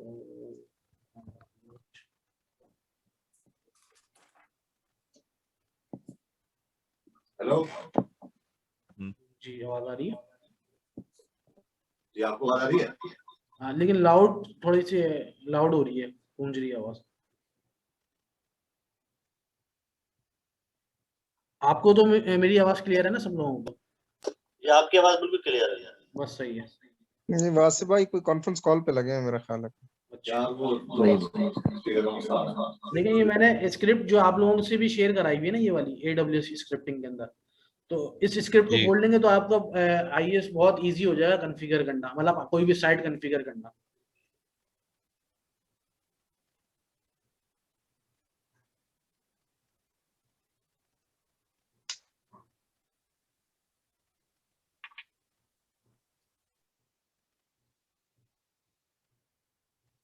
सही, ये मेरी एक छोटी सी स्क्रिप्ट बनाई हुई है मैंने अपनी, तो इसमें कुछ भी नहीं है।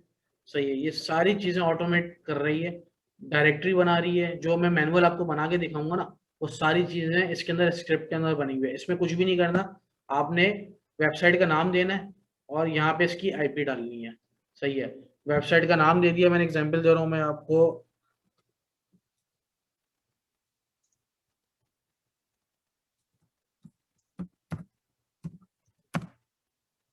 सही vismotech.com। अच्छा एक चीज अब एक थोड़ी सी इंपॉर्टेंट चीज भी है कि अच्छा मैंने आपको बताया था ड्राइव का तो हो गया ना एक चीज। अब हम आ जाते हैं लोकल आईपी और पब्लिक आईपी पे। प्राइवेट आईपी या पब्लिक आईपी कह लें, लोकल आईपी कह लें या पब्लिक आईपी कह लें। अच्छा अमेजोन थोड़ा सा ना सिक्योर चल रहा है।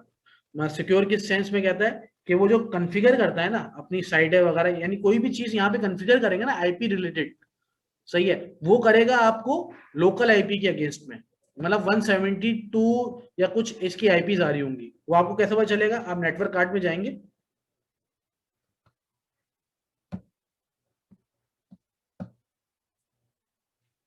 ईथरनेट पे गए, सही है, आप इस पे क्लिक किया, ये आईपीज आ रही है इस सर्वर की। वरना आप सिंपली जो है इसके अंदर वापस जाएं,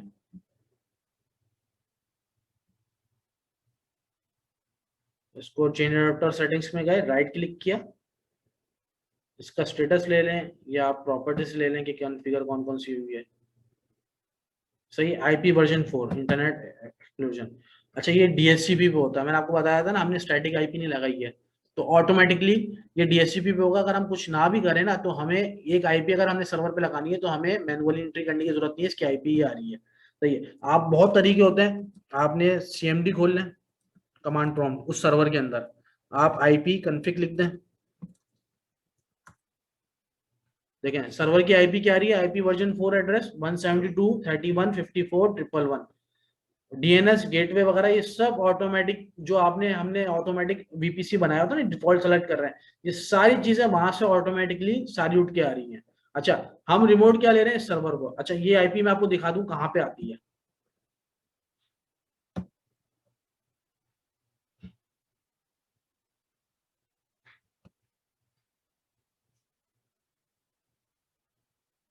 देखें, आपके राइट क्लिक किया, नेटवर्किंग में आए, नेटवर्किंग में आने के बाद मैनेज आईपी एड्रेसेस पे आ गए,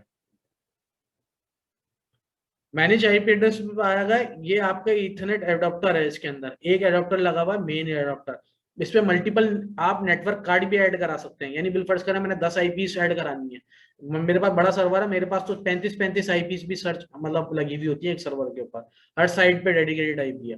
देखें 2 आईपीस आ रही हैं, अभी हम उस पर बात पे जाएंगे, इसलिए वो हम जब डिटेल में आगे जब देखेंगे ना किस तरीके से नेटवर्क कार्ड लगा रहे हैं और फिर वो मल्टीपल, उसके अंदर हम देखेंगे किस तरीके से मल्टीपल आईपीस काम करेंगे, अटैच कैसे कराएंगे। अभी हम जो है ना सिर्फ इस टॉपिक के ऊपर रहते हैं कि भाई देखें, एक आ रही होती प्राइवेट आईपी एड्रेस, एक आ रही होती पब्लिक आईपी एड्रेस। इन दोनों में किसी को डिफरेंस पता है अमेज़न के, अगर किसी को थोड़ा सा आइडिया है तो प्राइवेट आईपी एड्रेस तो उनकी अपना जो अमेज़न का वो होगा इंटरनल, जो आपके सर्वर को असाइन होगी, हाँ वो है। अभी पब्लिक आईपी एड्रेस जो आपका जो रूटर के बाहर जो होगी, बेसिकली उनके उस डोमेन से बाहर जो इंटरनेट की आईपी एड्रेस है। हाँ बिल्कुल, मतलब ये समझ लें वो अपना लोकल नेटवर्क उन्होंने बनाया हुआ एक, और उसको प्राइवेटाइज, मतलब हमारे जैसे लोगों को पब्लिकली वो आईपी ये व्यू होगी, लेकिन कॉन्फ़िगर जो होगा ना सिर्फ आपके लिए, जिनके पास जो सर्वर बनाएंगे उनको ये व्यू होगी। मतलब कॉन्फ़िगरेशन आप इस सर्वर पे इस आईपी के अगेंस्ट में करेंगे, ये बहुत सारी चीजों में काम आता है। मतलब वो समझ लें आपको एक तरह से डॉज भी दे रहा है एक स्पैमर को, यानी एक उन्होंने एक सिस्टम बनाया हुआ है कि कोई भी अगर हिट करता है सर्वर को, तो लोकली अगर सर्वर पे करता है तो उसको ये नहीं पता चलेगा इसकी पब्लिक आईपी क्या है, जब तक कि उसके पास कंसोल नहीं होगा। मेरे पास कंसोल है तो मुझे पता चल रहा है इसके साथ ये आईपी है, अदरवाइज मैं एक न्यू आईपी असाइन करा दूं यहाँ पे तो मुझे क्या पता चलेगा किसके साथ कौन सी आईपी है, अगर मल्टीपल आईपीस लगी हुई है तो ये एक इन्होंने नेटवर्क अपना कुल डिजाइन किया हुआ है, तो इस आईपी से परेशान नहीं हो कि मतलब ये आईपी क्या लगी हुई है, ये क्या लगी हुई है। हमें जो आईपी देखनी है ना वो ये वाली आईपी देखनी है, वेबसाइट के डीएनएस की पॉइंटिंग में ये आईपी होगी, आरडीपी इस आईपी को लोग जितने भी काम करने हैं ना इस आईपी के अगेंस्ट में रहते हुए हमने काम करना है। इस आईपी का काम क्या है ये मैं आपको बताता हूँ। इस आईपी का काम सिर्फ इतना है कि जब आप सर्वर पे साइट जब कॉन्फ़िगर करते हैं ना आईएस के अंदर एज अ वेब सर्वर, जब आईपी रिलेटेड कोई काम होता है आपको, तो आप जो है वो सिर्फ उस टाइम पे आपको पता होना चाहिए कि कौन सी आईपी किस साइट पे मैं लगा रहा हूँ। सही है। तो मैं अभी आपको एक काम करता हूँ, 2 आईपीस ऐड कराता हूँ ना सर्वर पे, ताकि आपको पता चल जाए कि मैनेजिंग किस तरीके से मैनेज करता है। तो मैं अब क्या कर रहा हूँ, मैंने आईपी ले ली ये वाली, यानी जो भी आप आईपी कहीं से भी ले लें, मैंने ये वाली आईपी ले ली।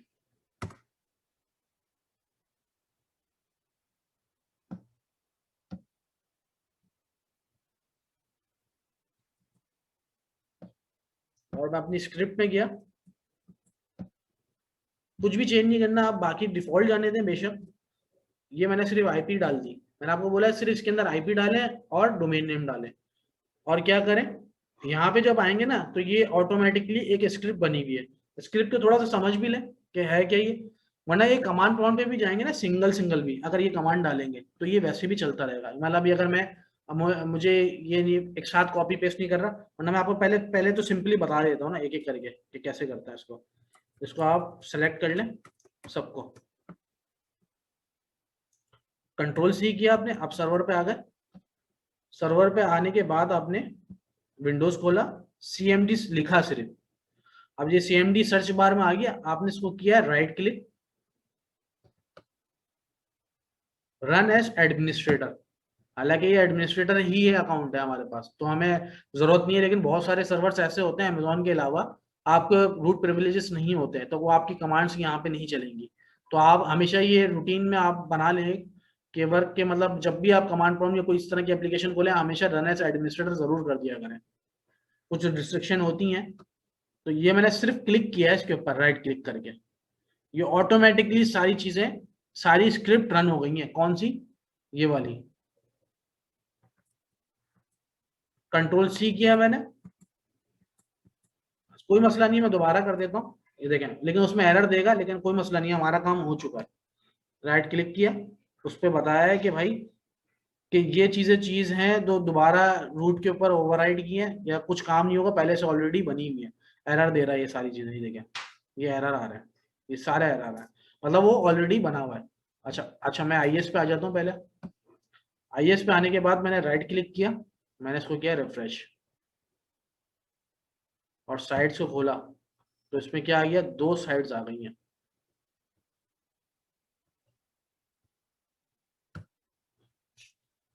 visvotech.com और visvotech का एक रीडायरेक्टर है। सही है, ये मैं अभी रीडायरेक्टर वगैरह के ऊपर मैं इसके ऊपर बात में आऊंगा कि ये देखेंगे। अच्छा अब हम मैनुअली बनाते हैं एक कोई भी साइट, फर्स्ट करने इसका एक सबडोमेन बना रहा हूँ admin.visvotech.com, यानी अपने कस्टमर के लिए क्लाइंट के लिए कुछ भी लिखता हूँ, ये client.visvotech.com बना रहा हूँ मैनुअली। राइट क्लिक किया आपने साइट के ऊपर, ऐड साइट कराया, ये पैनल आपके पास खुल जाता है। जो मैंने काम इसमें आपका स्क्रिप्ट के थ्रू या आपको ऑटोमेट कर दिया मैंने काम के, एक सिर्फ स्क्रिप्ट रन किया सारा काम हो गया, या आपको मैनुअली काम भी वही परफॉर्म करेगा जो मैंने ये काम किया।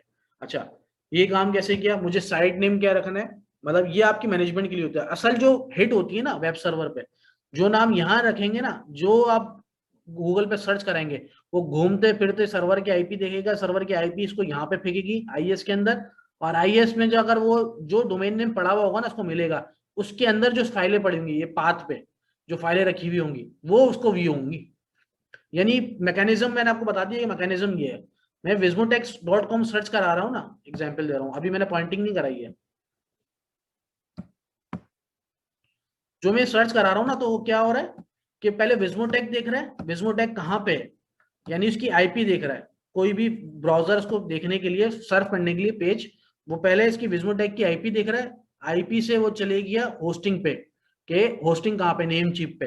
अब वो नेम चिप के पास फेंका, नेम चिप बोला हाँ ये मेरा सर्वर है, तो नेम चिप पे जहाँ पे इस पे फाइलें रखी हुई ना, होस्ट पड़ा होगा, ये नाम से एक एंट्री हुई हुई होगी, एनजिनिक्स हो, आईएस हो, कुछ भी हो, वेब सर्वर एक्सेट्रा, कोई सी भी चीज हो सकती है, तो वो उसको वहां पे सर्व करेगा। हमारी सेंस में हम विंडोज पे काम कर रहे हैं, .NET पे एप्लीकेशन है, एग्जांपल ले रहे हैं हम, तो हमारा आईएस है, तो ये उस आईपी पे आया, आईपी कहाँ है, इस सर्वर की आईपी है। जब मैं इस आईपी पे पॉइंट करा दूंगा ना तो इस आईपी पे आएगा, तो इस आईपी पे जब वो देखेगा नाम कहाँ रखा हुआ है, तो यहाँ पे सर्च करेगा साइट्स के अंदर, हाँ, एडमिन का नाम तो रखा हुआ नहीं तो उसके पास एरर देगा, तो मैं इसको नाम दे देता हूँ admin.vismotech.com। अच्छा, मैं पॉइंट करा दूं पहले, ताकि वो चीज साथ साथ रन भी होते रहे और हम देखते भी रहे।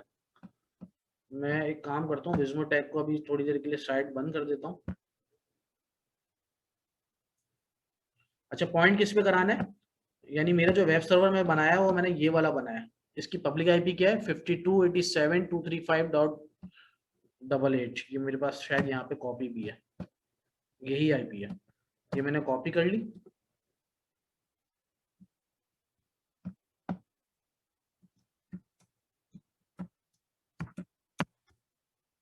सही है, इसके मैनेजमेंट में चलेगा। ये तो फर्स्ट क्लास में हमने देख लिया थॉरोली, बिल्कुल डीप के अंदर, कि मतलब किस तरीके से हम डीएनएस पॉइंट करते हैं। अच्छा, ये चीज क्लाउड फ्लेयर पे मेरे पास डला हुआ है, तो मैं इसको सबसे पहले मैंने इसे चेंज करना है। इसको क्लाउड फ्लेयर की एंट्री मैंने आपको बता चुका हूँ कि किस तरीके से नेम सर्वर, फिर मैं डीएनएस वहां से मैनेज करा था, इसलिए क्लाउड फ्लेयर की एंट्री डली हुई थी। तो इसके मैं डेप्थ में नहीं जा रहा। अगर फिर भी किसी को अगर समझ भी नहीं आया हो, प्रीवियस क्लास भी समझ में नहीं, तो वो मेरे से बाद में क्लास के बाद पूछ सकता है। सही है, अभी ये एंट्रियां डली हुई हैं। सही है, ये चीजें डली हुई हैं। अब मुझे क्या करना है, ये नेम चिप के सर्वर की आईपी है, मुझे वेबसाइट को अपने आईएस सर्वर पे पॉइंट कराना है। ट्रिपल के अकाउंट के अंदर मैंने ये आईपी डाल दी।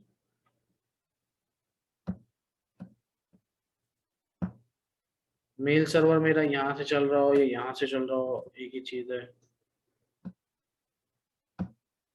अभी मैं सारी चीजें अज्यूम कर रहा हूँ कि मेरी ईमेल सर्वर भी वही है, विंडोज के ऊपर जो कर रहा हूँ, और मेरी सारी चीजें वहीं से चलेंगी।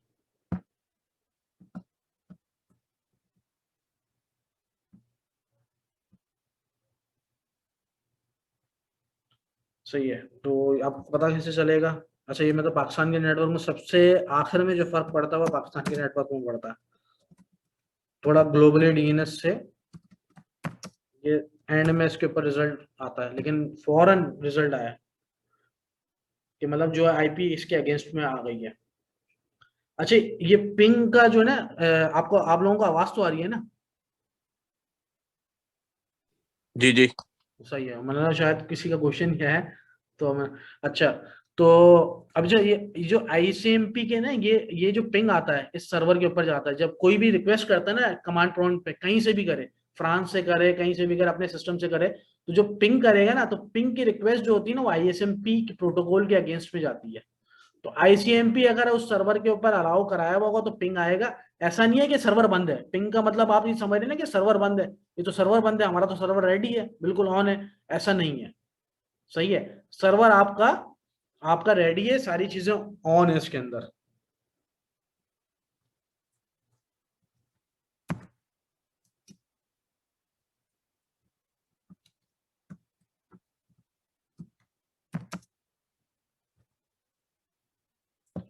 ओटीटी पे हिट जा रही है, इसका मतलब वेबसाइट आप जो भी पॉइंट कराएंगे यहाँ पे इसका वेबसाइट को खुलना चाहिए, यानी ब्लैंक आए जो भी आए। 403 दे रहा है तो बेहतरीन हो गया आपका। अब वो सर्च करा, ये देगा 403। अच्छा, 403, ये तो मुझे तो एक्सपीरियंस है कि मुझे पता चल गया कि आईएस के ऊपर फाइलें नहीं रखी हुई हैं। जब भी ये एरर आता है ना कि 403 फॉरबिडन एक्सेस डिनाइड, इसका मतलब आईएस पे कॉन्फ़िगर हुई हुई है उस सर्वर पे, लेकिन फाइलें नहीं रखी हुई हैं। और वाकई में ऐसा ही है। अभी मैं इसको सब डोमेन को बाद में आता हूँ, पहले सर्वर को हम देख लेते हैं। मतलब मैं एग्जांपल ले रहा हूँ कि एक डेवलपर ने फाइलें रख दी हैं, मैं आपको सिर्फ ये दे रहा हूँ, आप कुछ भी नहीं करना, अपने डेवलपर की फाइलें ना कॉपी करके यहाँ पे लाके आपने सिर्फ पेस्ट कर देनी है, और वो जो वेबसाइट पे जो फाइलें, उधर मेरी वेबसाइट पहले व्यू हो रही थी ना, वो फाइलें रखी हुई है मैंने एक जगह पे सी पैनल के अंदर, तो वो व्यू हो रही है। तो यहाँ पे ब्लैंक है, तो मैं एक टेक्स्ट फाइल बना के आपको दिखा देता हूँ, कि जैसे कि मैं बता देता हूँ, एक फाइल बनाता हूँ इसके अंदर टेस्ट और txt। एक मिनट,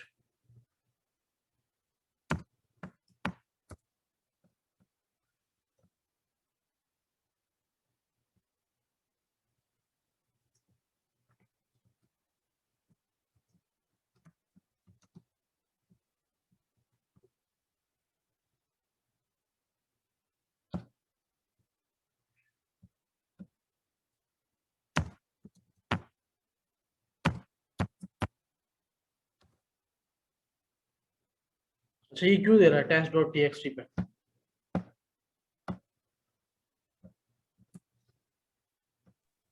ये फॉर्मेट नहीं रीड करता मेरा ख्याल है, शायद आपको HTML वगैरह या कोई और फॉर्मेट चाहिए। नहीं, वेबसाइट्स मेरे पास बन गई, विजमोटेक बन गया। अच्छा इसमें दो चीजें होती हैं वैसे तो, आप जो बोले ना जैसे index.html में सर्च कर लूँ इसके अंदर, यानी कोई भी फाइल बनाता हूँ इसके अंदर, ये बना दी index.html, मतलब ये इसलिए कि ब्लैंक है, इस वजह से आपको वो बोल रहा है कि वो नहीं दे रहा होगा, लेकिन इसको आप एडिट कर लें। और इसकी फाइल टाइप अभी भी इंडेक्स है, वो उसको सेव एज करना पड़ेगा। Sorry HTML text.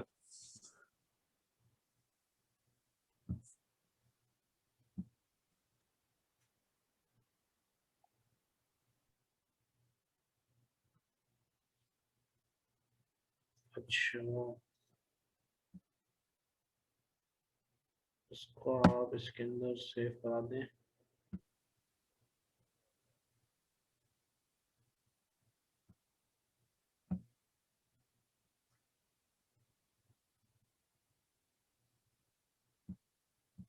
अच्छा इसके अंदर हमने कोई रिटर्न,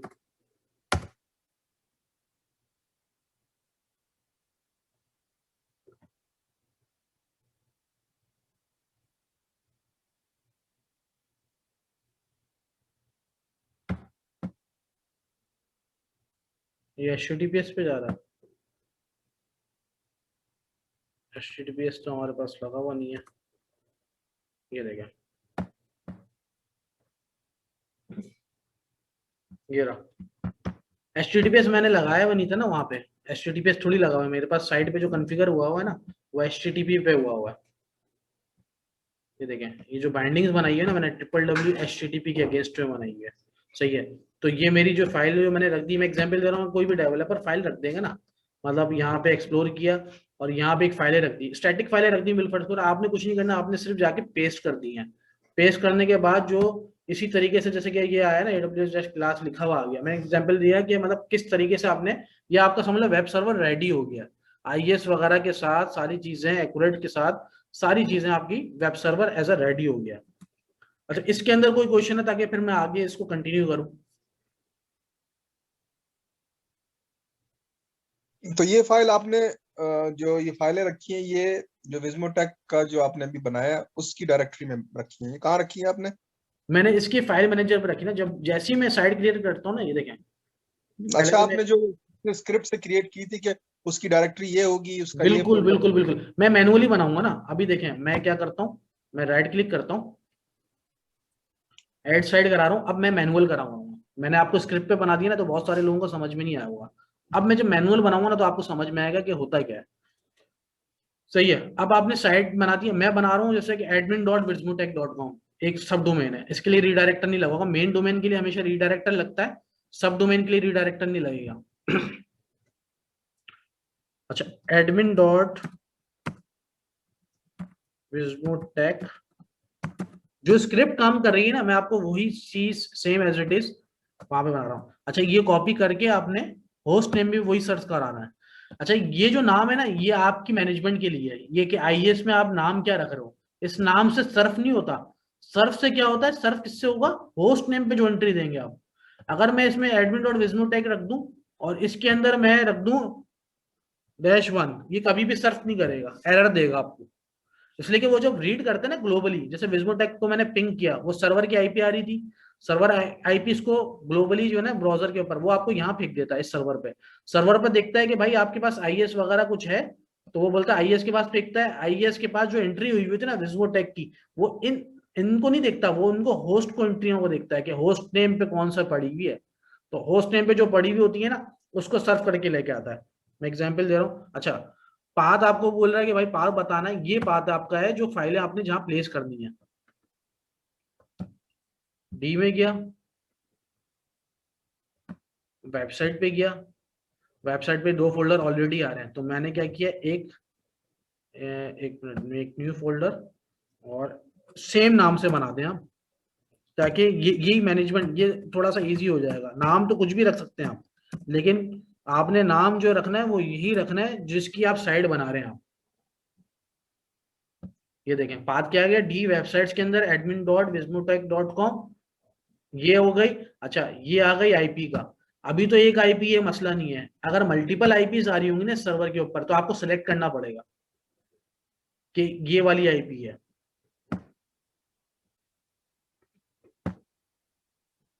ये आपकी हो गई साइट कॉन्फ़िगर्ड। अच्छा अब ये साइट चल जाएगी, मतलब इसको कुछ किसी को आइडिया है? अगर admin.vismotech.com अगर मैं सर्च करा रहा हूं तो क्या ये चलनी चाहिए?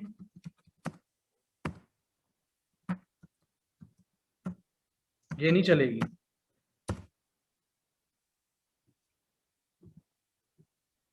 सही है। अच्छा ये साइट चलेगी भी नहीं, इसकी वजह कोई बताएगा या मैं उसको मतलब कंटिन्यू कर लूं, बता दूं? आईपी एड्रेस का इशू तो नहीं आ रहा इसके? महमूद भाई बताओ यार, आप वेबसाइट के माहिर हो, आप खामोश बैठे हो।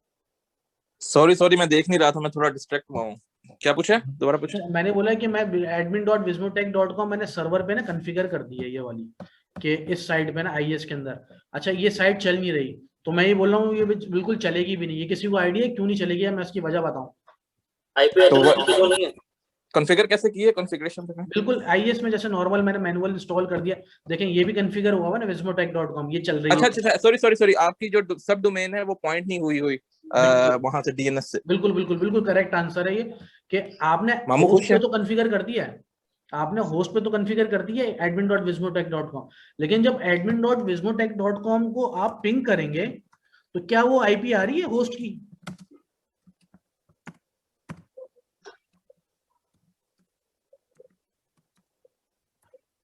ये तो कोई एंट्री नहीं बनी हुई डीएनएस के अंदर, तो जब पिंग ही नहीं कर रहा तो वो आपको साइट चलाएगा कैसे? तो आपने क्या करना है, जहां पे डोमेन परचेज किया हुआ है आपने जाना है, इसी सर्वर की आईपी है ना, यही इसी पे आपने एडमिन कॉन्फ़िगर किया हुआ है। तो आपने कुछ नहीं करना है, एक ऐड रिकॉर्ड कराना है, ए रिकॉर्ड।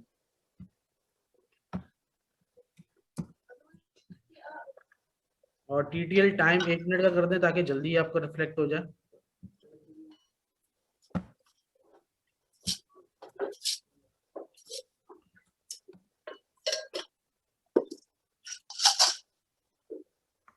ठीक है, नहीं आ रहा। अच्छा एक चीज ये होती है, एक ये एडमिनिस्ट्रेशन की एक कमांड है जो मैं आपको पास शेयर कर देता हूँ, ipconfig/flush DNS।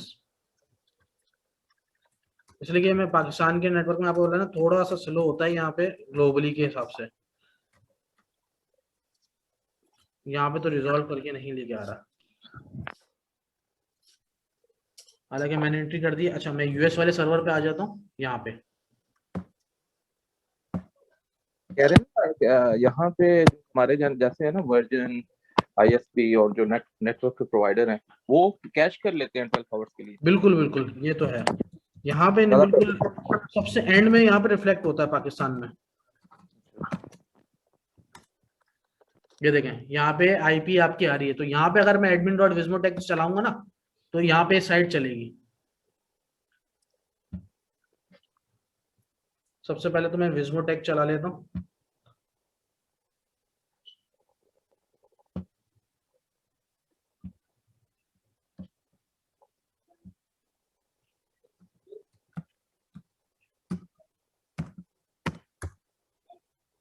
विस्मोटेक चल रही है।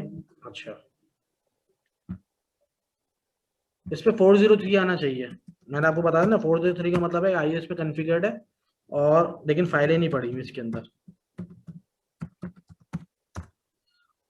403 फॉरबिडन एक्सेस डिनाइड जो कि पहले इस पे आ रहा था। तो इसका मतलब ये है कि आपका कॉन्फ़िगर्ड हो गया, तो आप कुछ नहीं करें। मैंने एग्जांपल जो डेवलपर ने फाइलें दी हैं वो आप यहाँ पे प्लेस कर दें। जैसे एग्जांपल दे रहा हूँ, मैं ये फाइलें उठा लेता हूँ, ये यहाँ गया हूँ, कॉपी किया और इस पर राइट क्लिक किया, एक्सप्लोर किया, यानी वो उसी पाथ पे खोलेगा आपको जो उसका पाथ रखा है वह आपने बाइंडिंग बनाई हुई है। इसको कंट्रोल F5 कर दें, हार्ड रिफ्रेश, ये देखें वेबसाइट चल गई। तो मतलब ये देखें कि आपने किस तरीके से ट्रबल शूटिंग की। अब देखें यहाँ पे आपकी पिंग पे लेके आ रहा था, यानी आईपी लेके आ गया ना, वो अलग बात है कि आपकी हमारे पास रिक्वेस्ट टाइम आउट क्यों आ रहा है, क्या हो रहा है। मैं अगर इसकी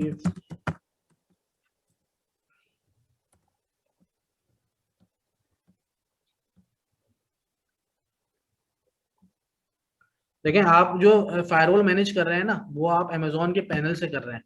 तो यहाँ पे आप जो है ना, वरना एसक्यूएल वरना क्या होगा, या अगर यहाँ की आपकी वो ऑन होगी ना, तो आपको कुछ भी नहीं लेके आएगा। ये देखें, ये देख रहे हैं आप पिंग कैसा है। आपने कंसोल पे तो अलाउ कर दिया था, अलाउ ऑल 00 का पोर्ट लगाया हुआ है, लेकिन आपकी फायरवॉल यहाँ पे ब्लॉक कर रही है। विंडोज की अपनी भी फायरवॉल ब्लॉक करती है, इसलिए कि बाय डिफॉल्ट विंडोज की फायरवॉल आती है। मैं एग्जांपल दे रहा हूँ आपको, ये मैं ऑन कर देता हूँ।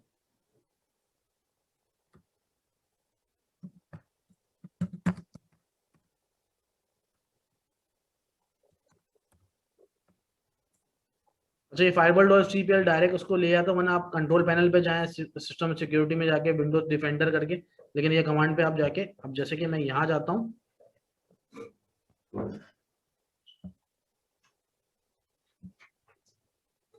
ये आप देखें फिर बंद हो गई,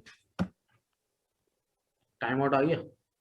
तो ये सारा सीन है। मैंने उधर वहां पे आईसीएमपी ऑन कर दिए, तो अगर मैं वहां से सिक्योरिटी ग्रुप सारे मैनेज कर रहा हूँ ना, तो यहाँ वाली फायरवॉल मैंने ऑफ रखनी है। कौन सी वाली?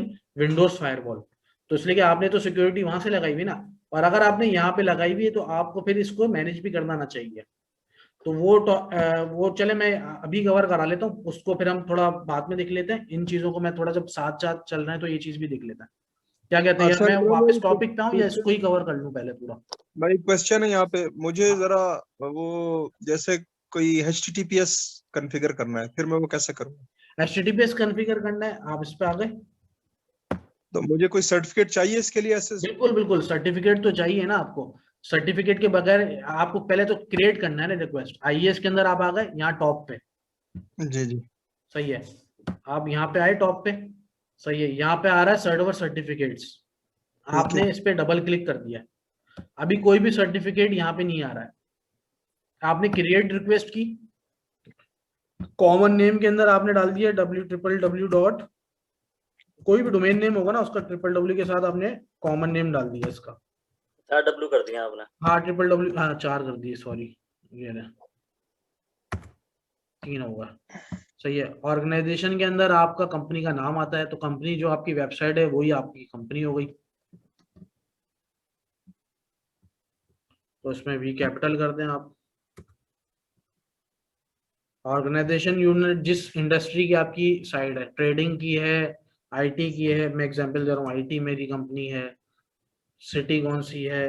कराची है, मतलब मैं उसको सिंध कह लूँ, उसको इसको पीके कह लूँ, सही है। ये इंफॉर्मेशन आपने फिल करनी है।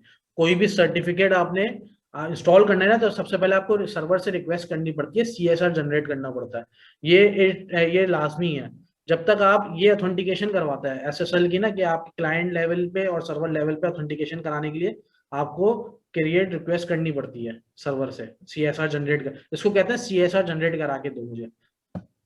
अच्छा, ऑथेंटिकेशन जो है ना 2048 चल रही है, जो कि मैक्सिमम जो है ना सारे सर्वर्स पे, सारे क्लाइंट लेवल पे अभी 2048 जो बिट लेंथ है ना 2048 रखना है इसको।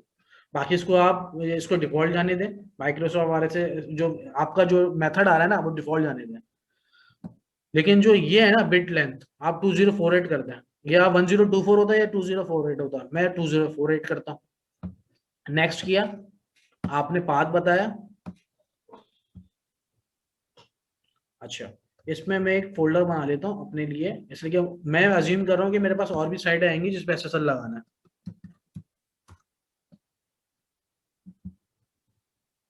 अच्छा, अब मुझे साइट कौन सी साइट पे लगाना है? विज्मोटेक पे। तो मैं चाह रहा हूँ कि नाम भी वही रख दूं, विज्मोटेक। ये टेक्स्ट फॉर्मेट में आएगा, या अगर टेक्स्ट फॉर्मेट में नहीं भी है, वरना अगर आप टीएक्सटी लिख दें यहाँ पे, .txt नहीं लिख ले तो कोई मसला नहीं है, आप वहां पे जाके भी ये आपकी नोटपैड प्लस प्लस में ओपन हो जाएगी फाइल। में गए, सीआरटी के फोल्डर में आपने क्रिएट करवाई है, ये फाइल है, राइट क्लिक किया और इसको ओपन कर लिया। अच्छा, कोई मसला नहीं है। इसके अंदर नोटपैड प्लस प्लस दूसरी एप्लीकेशन इंस्टॉल नहीं हुई ना, तो कोई इसको हम जो है रीनेम करें।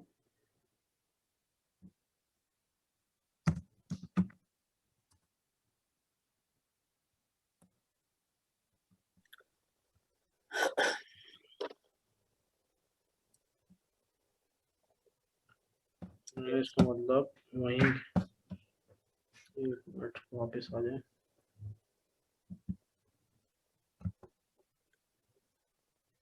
सही है, मैं इसलिए मेरे पास ये एप्लीकेशन नहीं है ना, नोटपैड प्लस प्लस है ना वो है, तो मैं कोई मसला नहीं है, मैंने इसको रिक्वेस्ट मैं दोबारा क्रिएट कर लेता हूँ, मैं वहीं पे txt दे देता हूँ।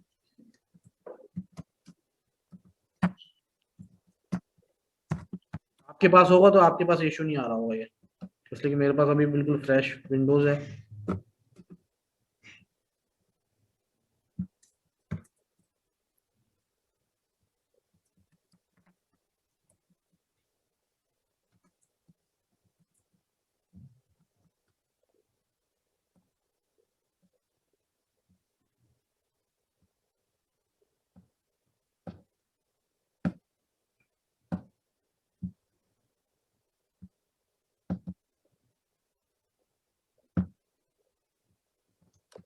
नाम चेंज कर रहा हूँ मैं, ताकि जैसे ही मैंने ओपन किया तो दोबारा वो बोलेगा कि भाई डॉट, अच्छा ये अब इस दफा डॉट txt के फॉर्मेट पे ही लेके आया।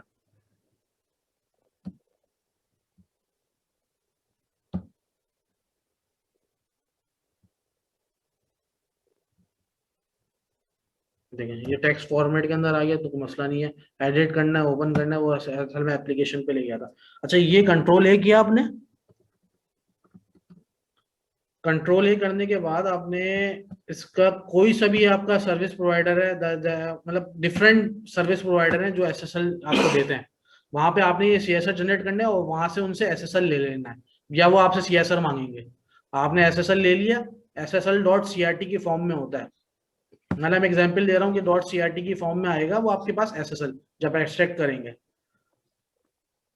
या तो मैं 1 मिनट के लिए रिकॉर्डिंग पॉज करके मैं आपको ऑफिस का दिखा देता हूँ ताकि आपको थोड़ा सा आइडिया हो जाए क्या कहते हैं, या आप समझ जाएंगे। ये दिखा दें, बेहतर है। दिखा दें, चलें 1 मिनट। तो ये तो मेरे ख्याल से वो क्लोज हो गई थी वीडियो। चलें वो मैं आपको देख के बता दूंगा कि कौन सी AWS डॉक्यूमेंट्स में जूम पे 28 की 2 आ रही हैं। एक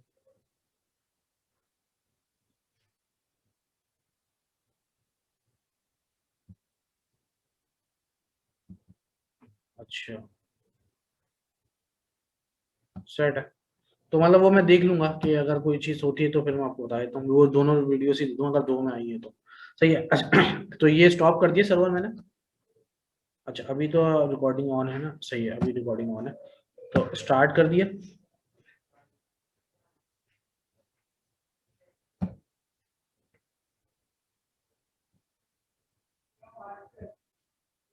सर्वर मेरा वहां पे डिस्कनेक्ट हो गया होगा, ये सही है, तो लोकल सिस्टम है मेरा। अच्छा वो लाइव वाला सर्वर डिस्कनेक्ट हो गया खुद ही ऑटोमेटिक। इमरान भाई इसमें अलार्म स्टेटस से क्या मुराद होती है? अलार्म स्टेटस पे पूरा हमने टॉपिक कवर करना है ना, वो क्लाउड फ्रंट जो बाद में करेंगे, ठीक है। हाँ वो हम बाद में करेंगे कि किस तरीके से अलार्म लगाएंगे, किस तरह से ऑटो स्केलिंग करेंगे, किस तरीके से लॉग्स मॉनिटर, वो सारी चीजें हम देखेंगे लैब में। ये देखें पब्लिक आईपी क्या है इसकी 126.244.51, ये है वर्जीनिया की आईपी, ये तो कंफर्म है मुझे, लेकिन आईपी चेंज हो गई है। लेकिन अभी वर्जीनिया की आईपी है ना, ये भी वर्जीनिया की होगी, लेकिन आपके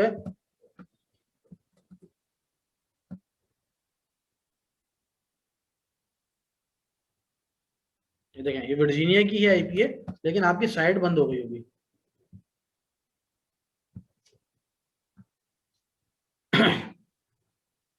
ये देखें आपकी साइट जो है वो बंद हो गई है, इसकी मेन वजह क्या है कि आपने जो आईपी डाली थी और सर्वर रीबूट हो गया तो आपकी वेबसाइट स्टॉप हो गई है, आपकी वेबसाइट बंद हो गई है, उसको वो आईपी उसको वो सर्वर नहीं मिल रहा, क्योंकि जब आप आईपी सर्वर का पिंग कर रहे हैं तो आपकी पुरानी वाली आईपी आएगी, क्योंकि आपके डीएनएस में वो पॉइंट है। अदरवाइज आपको क्या करना है, आपको नहीं इस सर्वर की आईपी कुछ भी नहीं करना, आपने सिर्फ इस सर्वर की आईपी जाके दोबारा पॉइंट करा देनी है, तो आपकी वेबसाइट चल जाएगी, कुछ भी नहीं करना। लेकिन ये है कि मैंने आपको एक दफा एग्जांपल देनी थी कि किस तरीके से जो है वो आपका क्लोज हो गया सर्वर और सर्वर रिबूट होने के बाद आईपी चेंज हो गई। तो इस चीज को हम कैसे खत्म करेंगे, इस चीज को ऐसे खत्म करेंगे, इसके ऊपर हम इलास्टिक आईपी लगा देंगे स्टैटिक।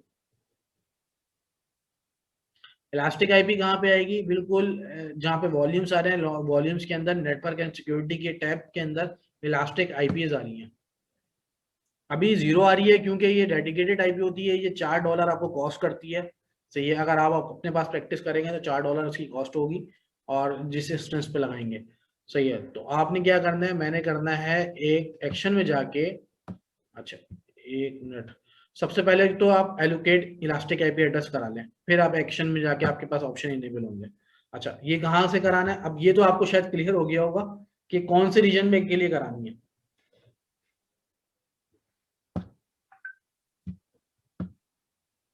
ये चीज क्लियर है?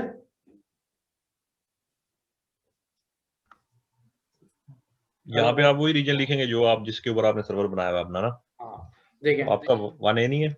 हाँ अब वो जो है ना रीजन वही आ रहा है। देखिए अब मैं इसको एलोकेट कराऊंगा, जो भी आ रहा है, एग्जांपल दे रहा हूँ, मैंने एलोकेट करा दिया, उसमें 1A 1B 1C नहीं आ रहा है इलास्टिक आईपी के अंदर, उसमें सिर्फ 1 आ रहा है।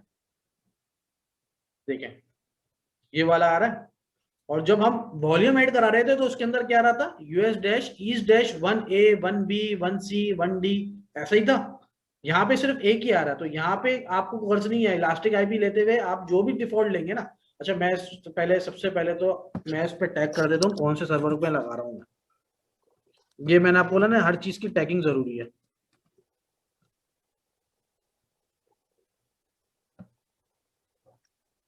ये मैंने टैग किया, उसके बाद एक्शन में गया, एक्शन में जाने के बाद एसोसिएट कराया। सही, एसोसिएट में जैसे ही मैं क्लिक करूंगा ना तो ये देखिए वो सर्वर आ जाएगा, जितने सर्वर्स होंगे ना सारे आ जाएंगे, लेकिन आपको कौन से पे लगाना है, जिसकी इंस्टेंस आईडी मैंने आपको बोला था ना कि हर चीज नोट करते हुए चलिएगा। तो अभी आपको अगर फर्स्ट करो टैगिंग में 2-3 नेम सेम आ रहा हो, गलती से किसी इंजीनियर ने टैग सेम कर दिया, तो आपकी कहीं ऐसा ना किसी और की आईपी चेंज कर दें आप सर्वर की कहीं और पे, तो आप जो है बिल्कुल आपको पता होना चाहिए। अच्छा ये जो है ना प्राइवेट आईपी एड्रेस, आपको पता है कि बाय डिफॉल्ट जो भी क्लिक करेंगे ना उसकी मेन आईपी, एक ही सर्वर पे आईपी लगी तो जिस आईपी पे लगी हुई होगी ना, अगर मल्टीपल आईपीज होंगी तो वो भी आ रही होंगी, तो जिस आईपी को आपने सिलेक्ट करना है वही सिलेक्ट पे इस पे बाइंडिंग रहेगी। इस पब्लिक आईपी की इन चीजों के साथ बाइंडिंग हो रही है। ये चेक आप ये एसोसिएट का लाजमी लगाएंगे, इसलिए कि फर्स्ट टाइम तो ऑलरेडी पहले से आईपी किसी पब्लिक आईपी इसके पास आ रही है ना, तो ये मतलब मैं इसके अंदर जाता हूँ इलास्टिक इंस्टेंस के अंदर, और ये सिलेक्ट किया हुआ है। सिलेक्ट करने के बाद ये वॉल्यूम पे सिलेक्ट होगा बिल्कुल, तो डिटेल्स में जाता हूँ। डिटेल्स में देखें पहले से एसोसिएट हुई हुई आईपी, बेशक डीएचसीपी से आईपी है, टेम्परेरी है, लेकिन फिर भी एसोसिएट तो हुई हुई है ना, तो आपको री एसोसिएट करानी है ये आईपी। इसको एसोसिएट कराएंगे दोबारा। अब ये देखिएगा ये आईपी यहाँ पे आपके पास ऑप्शन में आ गया कि भाई ये लोकल आईपी है, ये फलाना नेटवर्क, मतलब डिफॉल्ट आपकी सारी चीजें आ रही हैं और इस सर्वर के साथ अटैच हो गई है। आप इस सर्वर को क्लिक करेंगे तो आपका सर्वर यहीं पे आएंगे आप वापस। अच्छा अभी मैंने रिफ्रेश नहीं किया था, अब अगर मैंने उस पर क्लिक करता था तो रिफ्रेश होकर आता पेज, तो आपका आईपी चेंज मिलती, तो मैं आपको दिखा नहीं पाता। अब ये देखें 5287-235-88 आईपी आ रही है, और जो आईपी हमने इलास्टिक आईपी ली है वो कौन सी है, आखिर में 72 है, 54801214.70 ये आईपी है, और जो आईपी अभी डीएचसीपी से आई है वो ये वाली आईपी है। ये एसोसिएट जैसे ही रिफ्रेश किया तो इसकी इलास्टिक आईपी चेंज हो गई, जो हमने एसोसिएट कराई थी ना वही आईपी इसके अंदर आ गई है। अब ये चेंज नहीं होगी, चेक कर लेते हैं, टेस्टिंग भी कर लेते हैं ना साथ साथ।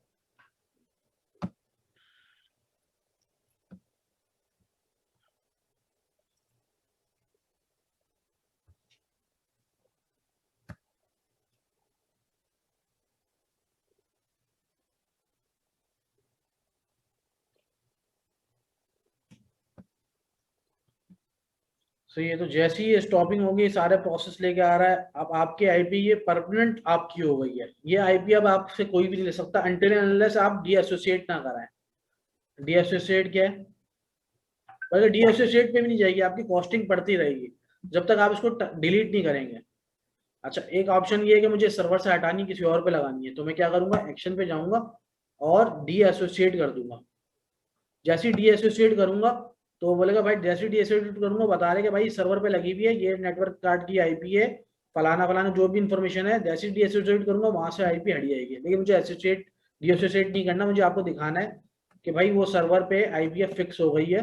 मैंने अब जैसे जो पहले आईपी चेंज हुई थी ना, अब नहीं होगी चेंज, ये स्टॉप्ड हो गया। मैं इसको सर्वर को स्टार्ट कर रहा हूँ।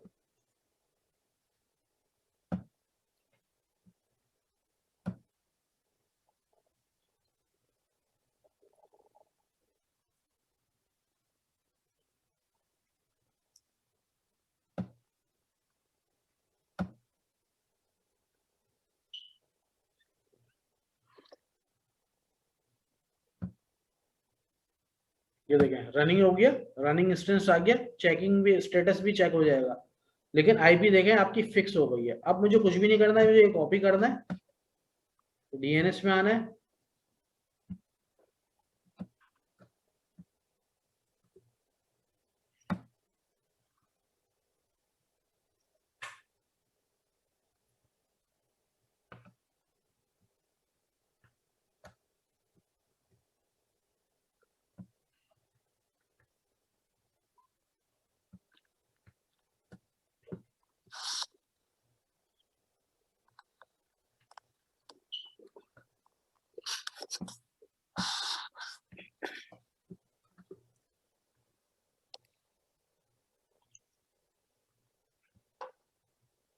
अब वही सीन है जहाँ पे आईपी आपकी रिफ्लेक्ट आ जाएगी तो वहाँ पे अब फॉरेन चीज चल जाएगी, और जहाँ पे आपकी आईपी नहीं आएगी। अच्छा एक चीज ये है कि अभी तो हमने सर्वर डिस्कनेक्ट कर दिया ना, तो उसको दोबारा रिमोट ले लेता हूँ और ये आईपी भी यहाँ पे डाल देता हूँ। अब मुझे सर्वर डिटेल्स पे जो मेरी शीट होगी ना, तो आप लोगों ने भी अपडेट कर लेनी है, तो भाई ये सर्वर की आईपी है, चेंज कर ली, क्रेडेंशियल सारे सेम है। अब मुझे रिमोट लेना है सर्वर का दोबारा वापस से।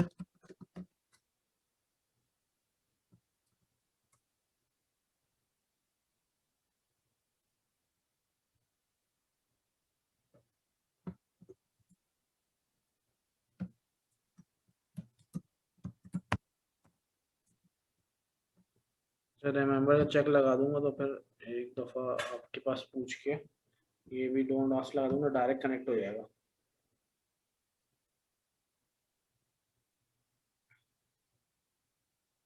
देखिए आपके आईपी लगाने से सर्वर पे कोई फर्क नहीं पड़ेगा, आपकी साइट भी वैसी चल रही होगी, सारी चीज़ें वैसी कॉन्फ़िगर होंगी, सारी चीज़ें ओवरऑल सारी चीज़ें वैसी। देखिए आपकी लोकल आईपी यही है, और आपकी पब्लिक आईपी अभी देखें पुरानी वाली दिखा रहा है, मतलब ये अपडेट कर लेगा। लेकिन आपकी आईपी पे रिमोट देखें किस पे आ रहा है, ये आपकी आईपी 5480.214.72। ये अपनी इनकी बैकएंड पे स्क्रिप्ट चलती है, जब वो रन होगी तो आपकी ये भी सही हो जाएगी। अच्छा मैं आईएएस खोल लेता हूँ दोबारा।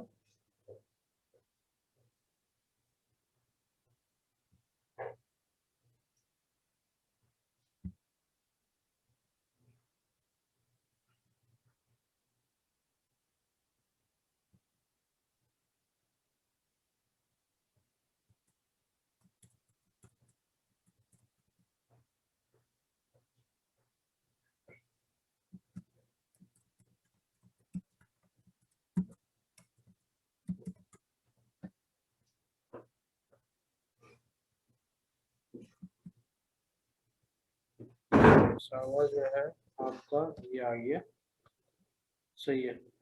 तो नेटवर्क की वजह से थोड़ा सा परफॉर्मेंस स्लो आती है, इसलिए पाकिस्तान से अब यूएस वाले सर्वर पे काम कर रहे हैं, तो वो थोड़ा सा एक जो आपके नेटवर्क के ऊपर है, नेट कितना आपकी स्पीड चल रही है। बाकी ये ऐसा नहीं होगा कि यही सर्वर स्लो होगा, इधर तो स्पीड बहुत तेज चल रही होगी। सही है, वेबसाइट्स वगैरह सारी चीजें वैसे ही कॉन्फ़िगर्ड है, सही है। अच्छा यहाँ पे चीज चल रही होगी, इसलिए कि मुझे मुझे पता है कि यहाँ पे डीएनएस फौरन रिफ्लेक्ट कर जाता है।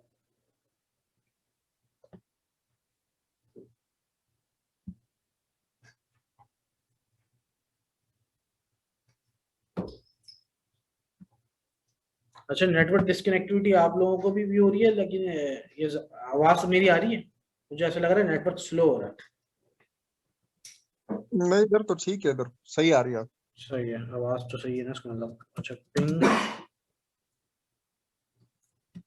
wismotech.com सही है, 214.72 ये आईपी आ गया, इसका मतलब यहाँ पे वेबसाइट चल रही होगी।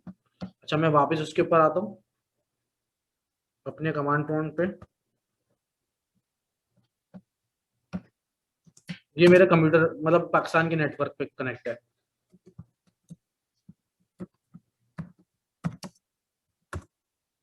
यहाँ पे भी अपडेट हो गई, इसका मतलब यहाँ पे भी वेबसाइट चलनी चाहिए।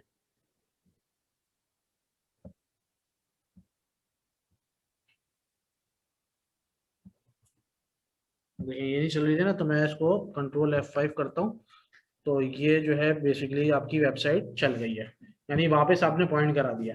अच्छा ये मैंने आपको पिंग का तो समझा दिया था ना कॉन्सेप्ट, कि पिंग क्यों नहीं आ रहा है। इसका मतलब ये नहीं है कि सर्वर शट डाउन है, इसका मतलब ये है कि ICMP की जो प्रोटोकॉल है ना वो अलाउ नहीं है। सही है, यानी ICMP आप देख लें कि ICMP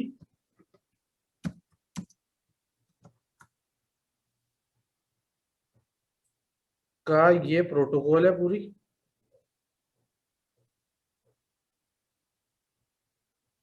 सही है। तो ये ICMP की वो बोल रहा है कि भाई ये आपके पास कोई स्पेसिफिकली वो नहीं है, आपको प्रोटोकॉल ऑन करना पड़ता है। और वो प्रोटोकॉल कहाँ पे आ रहा है आपका, ये यहाँ पे जैसे ही आप सिक्योरिटी ग्रुप में जाते हैं, डिफॉल्ट मैंने सिक्योरिटी ग्रुप जो मैंने अलाउ था, ऑल अलाउ था, उसके अंदर जैसे कि एक ऐड रूल करा के देखें, यहाँ पे आप सर्च कराएंगे ना, ये रहा ICMP4, ये कहाँ कहाँ के लिए आप बोलोगे भाई ओवरऑल कहीं से भी अगर हो मेरे सर्वर की भाई पिंग आती रहे। इसी तरीके से एक ICMP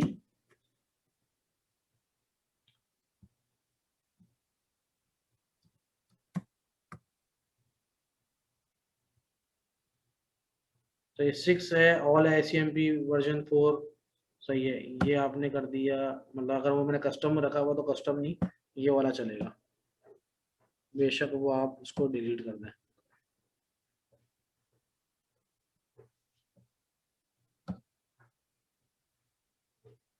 नो फायरवॉल वगैरह हमने ऑन की हुई थी इसकी।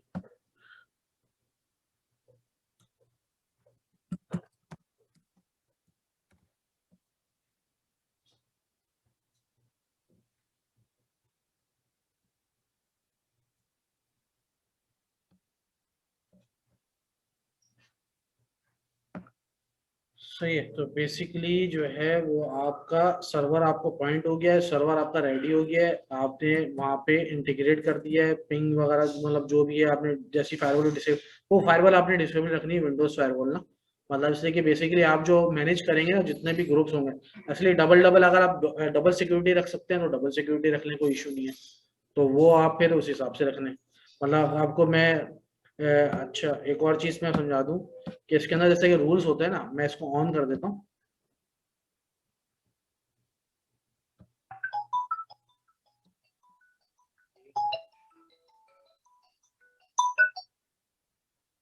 सही है, तो आप एडवांस सेटिंग्स में जाते हैं। सही है। अच्छा इनबाउंड, मेरे ख्याल से आप लोगों से डिस्कस किया था कि इनबाउंड रूल क्यों लगाते हैं, आउटबाउंड रूल क्यों, पहले क्लास में डिस्कस हुआ था क्या नहीं हुआ? आया था इनबाउंड हुआ था। चले मैं फिर भी थोड़ा सा कॉन्सेप्ट दे देता हूँ। हमेशा हमें जो है ना वो इनबाउंड रूल लगाना होता है, आउटबाउंड रूल नहीं लगाना होता है। हमें सर्वर पे अंदर आते हुए रोकना होता है किसी को भी, आउटसाइडर को, स्पैमर को, किसी को भी हो एक्सेस करने से अपने सर्वर को, सर्वर एक्सेस ना हो। तो इनबाउंड रूल के अंदर आपकी जितनी भी चीजें होती हैं वो वहां अलाउ होती हैं। तो आप न्यू रूल बना लें, आप कस्टम पोर्ट, अगर आपको कोई पोर्ट पता है कि खास तौर पे इस पोर्ट के साथ अलाउ हो या डिस, अच्छा फायरवॉल के अंदर क्या होता है, दो चीजें होती हैं, या तो आप अलाउ करा दो या तो आप ब्लॉक करा दो, दो चीजें हैं। सही है। अब पोर्ट आपको कोई पोर्ट आपको अलाउ करानी है या ब्लॉक कराना है, या कोई प्रोग्राम आपको अलाउ कराना है या ब्लॉक कराना है, वो आप सारे यहाँ पे रूल, जैसे मैं कस्टम है ऑल, मेरा जो तरीका होता है ना, मैं ये होता है कि अगर मैं विंडोज फायरवॉल पे कोई काम भी कर रहा हूँ ना, तो मैं क्या करता हूँ, कस्टम पे जाता हूँ, ऑल प्रोग्राम्स पे जाता हूँ, और एनी मतलब कोई सा भी प्रोटोकॉल हो और कोई सी भी पोर्ट्स हो, सारी पोर्ट्स मैं जो हूँ वो अलाउ कराता हूँ। कौन सी? Local IP address. Local IP address क्या है? ये वाली 172 वगैरह, ये जो सर्वर की आईपीज हैं, ये लोकल आईपी एड्रेसेस होती है। और रिमोट आईपी एड्रेस कौन सी होती है? जो आपकी सिस्टम की आईपी है, जो मैं अपने सिस्टम से कनेक्ट कर रहा हूँ सर्वर को, मेरी लोकल आईपी पब्लिक आईपी से। तो मैं क्या करता हूँ, this IP address publicly allow हो। कौन सी अलाउ हो?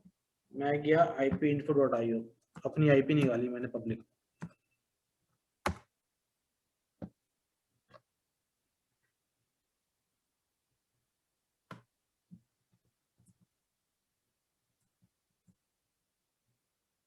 सही है, यहाँ पे मैंने ऐड करा है। अच्छा ये देखें, यहाँ पे भी वही कॉन्सेप्ट है कि भाई 32, 29 कौन सी पूल अलाउ कराना है। सही है, बेसिकली अगर आपने सिंगल आईपी अलाउ करानी है ना 32 वाली, तो 32 वो बोल रहा है लिखने की जरूरत नहीं है। मतलब अगर आपके सिंगल आईपी है ना तो मैं एज इट इज जो है ना बस उसको डाल दूं, 32 ना लिखूं। नेक्स्ट किया, नेक्स्ट करने के बाद देखिए वो 3 चीजें पूछ रहा है कि allow the connection, block the connection, allow the connection if it's secure. Secure है तो अलाउ कर दो। सही है, मैं सिर्फ 2 ऑप्शन पे, आपके जो मेन ऑप्शन है ना वो ये है कि कुछ आपको पता नहीं है कि भाई आपका क्लाइंट एंड सिक्योर है भी है नहीं है, टीएलएस यूज कर रहा है नहीं कर रहा, तो आपको कुछ लेना देना नहीं है, आप सिर्फ अलाउ और ब्लॉक पे करेंगे। अच्छा ये मेरी आईपी है तो मैं चाह रहा हूँ कि सारी पोर्ट्स, सारी एसक्यूएल, सब चीजें मेरे सिस्टम से अलाउ सिर्फ अभी। तो मैं नेक्स्ट जाता हूँ, सारे डोमेन प्राइवेट पब्लिक इस पे चेक बाय डिफॉल्ट आता है, और आप बाय डिफॉल्ट आपने जाने देने किस किस के ऊपर अलाउ हो, और आपने ये रूल का नाम बता दें, all dash allow. Description optional है तो आप जाने दें। ये आपने ये दे दी, रूल बना दिया। रूल कहाँ पे आया, इन्वॉन्ट में गए, ऑल अलाउ का पोर्ट आ गया। अच्छा इसको मैं थोड़ा सा बड़ा कर देता हूँ स्क्रीन को, देखें ऑल अलाउ के अंदर मैं स्क्रीन को देखता हूँ, सिर्फ मेरी आईपी आ रही है। ये देखें, इसका मतलब ये है कि मैं इसको फायरवॉल को मैंने ऑन किया हुआ है।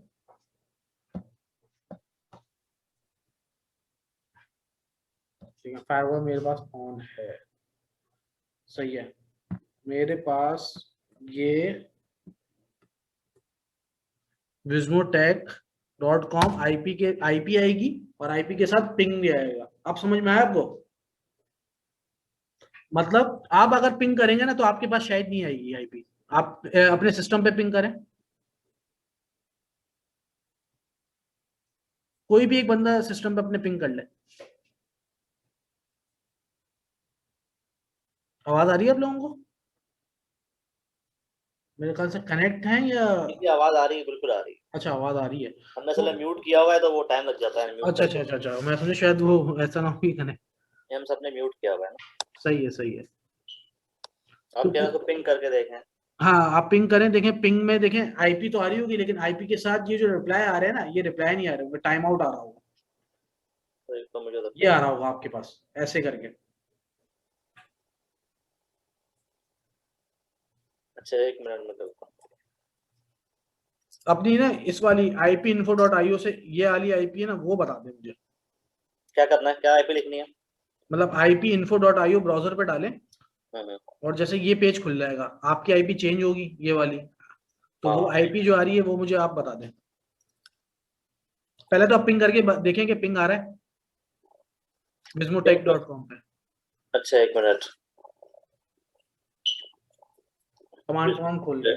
हाँ vismotech.com स्पेस 80 करना होता है ना। हाँ नहीं आप ये कर लेना, कंट्रोल सी किया, ये पिंग स्पेस ये वाला डाल दें, vismotech.com स्पेस -t। ठीक है। -t क्या होता है कि 1-2 दफा पिंग नहीं आता, मतलब आता जाता है जब तक is not recognized as an internal or external command. नहीं आपने कमांड सही नहीं डालोगे, ये डालिएगा पिंग स्पेस, बिल्कुल सेम। अच्छा, मेरी स्क्रीन नजर आ रही है आपके पास? जी जी जी। हाँ बस ये आपने डालना है कमांड प्रॉम्प्ट में, पिंग स्पेस vismotech.com -t। हाँ कुछ भी नहीं आ रहा है, ब्लैक स्क्रीन ही आ रही है, बस कर्सर देखा है।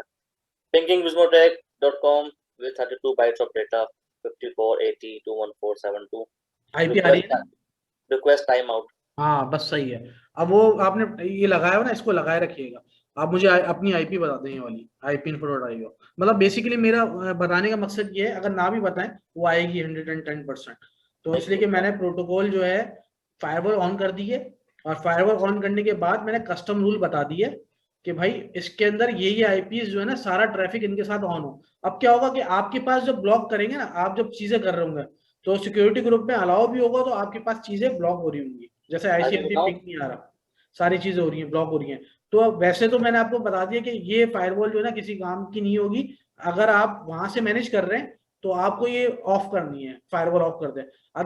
अदरवाइज कुछ कंपनीज में डबल फायरवॉल चल रही होती है, एक सिक्योरिटी ग्रुप भी चल रहा होता है, उसके बाद फिर एक विंडोज फायरवॉल भी ऑन की हुई होती है, डबल सिक्योरिटी का। अगर वहां से अगर कोई बंदा कुछ गलत रूल भी हो जाता तो यहाँ से आके ब्लॉक हो जाएगा, मतलब कुछ इस तरीके से। तो मैंने आपको कस्टमाइज भी आप कर सकते हो इसको, रैंडम पोर्ट के साथ भी आप बना सकते हैं। क्या आईपी बताओ आपको इमरान भाई? जी आईपी बताओ। हाँ बता दें। 80.195। एक मिनट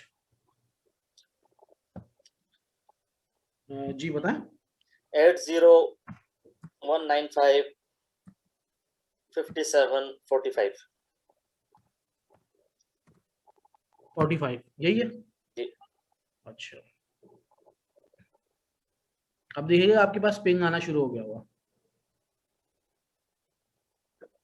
हाँ, कह रहा रिप्लाई फ्रॉम 54 बिल्कुल बिल्कुल, ये पिंग आ रहा है आपके पास, बिल्कुल 96। ऐसी इस फॉर्म के अंदर आ जाएगा। एक मैं आपको दिखा देता हूँ। समटाइम मेंशन आ रहा है अनरीचेबल, फिर आता है दोबारा कनेक्शन होता है, चक्कर क्या है ये? नहीं, वो थोड़ा सा आपका डेस्टिनेशन का आएगा ना, तो हल्का सा ड्रॉप आ रहा होगा, वो आपके इंटरनेट का होगा। TTL 110 आ रहा है। हाँ 110 आ रहा है, जैसे मेरा 46 आ रहा है, सबका अलग अलग आ रहा होगा। एक किसी टाइम में टाइम आउट आ गया, शुरू हो बीच टाइम आउट कोई का टाइम आउट आ रहा होगा, जैसे कि मैं नेट को पिंग करता हूँ ना, कभी कभी गूगल को भी आता है, जैसे कि अगर मैं 8.8 आ रहा हूँ ना, वो आपके नेट का है, मतलब ऐसा नहीं है कि गूगल में मसला है। ये देखें, अगर बीच में अगर इनके पास TTL जैसे आ रहा होता ना, इसका मतलब मैं इसके नेटवर्क पे देख रहा हूँ, तो ये नेट पे मेरा जो नेट है ना, इंटरनेट, वो गूगल पे जा रहा है नेट के पास, तो कम्युनिकेशन देख रहा है, हाँ भाई नेट ओके चल रहा है बिल्कुल। अगर बीच में ड्रॉप आता है ना, इसका मतलब कि मेरा थोड़ा सा नेटवर्क में डिस्कनेक्टिविटी है, आपका नेट अपनी स्पीड देख लें, जो भी केबल वगैरह वाईफाई डिस्कनेक्टिविटी आ रही है, इसका मतलब बेसिकली कॉन्सेप्ट ये है कि ये एक चीज जो है ना, मेन इंपॉर्टेंट चीज थी एज ए एडमिनिस्ट्रेशन साइड की ना, तो ये मैंने तभी थोड़ा डेप्थ के अंदर बताई ये चीजें सारी। तो अगर इसमें कोई किसी को क्वेश्चन है तो वो चीजें हम क्लियर कर लेते हैं, वरना फिर हम आगे चलते हैं।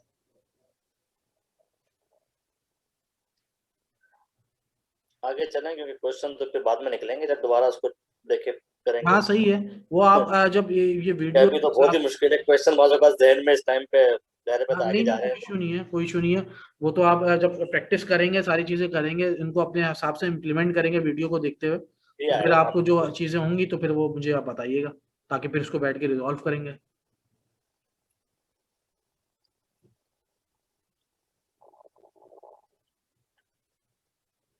सही है, तो ये चीज यहाँ तक तो क्लियर है ना सारी चीजें।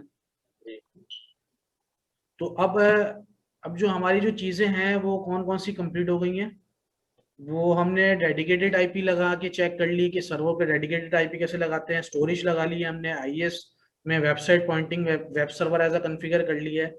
सही है। अच्छा, AMI रह गया और रीजन में ट्रांसफर रह गया, तो वो अभी कंटिन्यू करना है या उसको नेक्स्ट क्लास में रखें?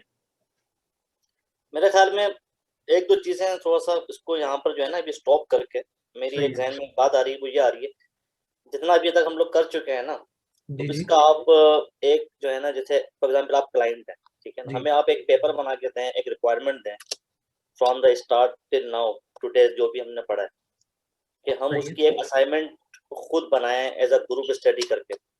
बिल्कुल सही है। मैं आपको एक फॉर एग्जांपल आप क्लाइंट हैं और आपकी एक रिक्वायरमेंट है, ठीक है ना, तो वो रिक्वायरमेंट आज तक जो है ना, अब हमें एक प्रॉपर, जिस तरह एक प्रोफेशनल होता है ना, कि भाई क्लाइंट आया है मोहतशिम के पास, और मेरे पास आया भी, मुझे ये रिक्वायरमेंट है, मैं समझ गया कि एज अ मतलब एक फ्रीलांस आपके पास कोई काम आया तो आपने किस तरीके से करना है, और मैं एज अ क्लाइंट हूँ, मुझे टेक्निकल कुछ नहीं पता और मैं आपको बस रिक्वायरमेंट दे रहा हूँ, तो ये सारी चीजें आपने मेरे से सवाल करनी है, रिक्वायरमेंट देनी है, फिर हम आपसे पूछेंगे जी, हमें आपसे पूछना चाहिए उसके तौर पे। बिल्कुल ऐसा ही है। मैं नॉन टेक्निकल बन के मतलब मैं समझ गया कि एक नॉन टेक्निकल बंदा एज अ क्लाइंट अगर आता है, नॉन टेक्निकल बंदा, तो वो क्या रिक्वायरमेंट रखेगा और हमें किस तरीके से बनाओ, और अकॉर्डिंग टू जो मैंने जितना काम करा है उस हिसाब से मैं आपको बताऊंगा कि भाई ये चीजें बना के। यहाँ तक यानी कि अगर हम सक्सेसफुली नेक्स्ट क्लास तक पहुंच गए, बना लिया, ठीक है ना, तो फिर हमारे लिए बड़ी अचीवमेंट होगी कि हमने कॉन्सेप्ट क्लियर किए अपने। सही है, सही है, कुछ नहीं है। मैं आपको ग्रुप पे वॉइस नोट सेंड कर दूंगा, तो उसके बाद आप ईमेल एड्रेस वगैरह भी ले लें, सबको ईमेल अगर भी करते ज्यादा भी रहता है बेस्ट है। खैर व्हाट्सएप भी ठीक है। क्या चीज?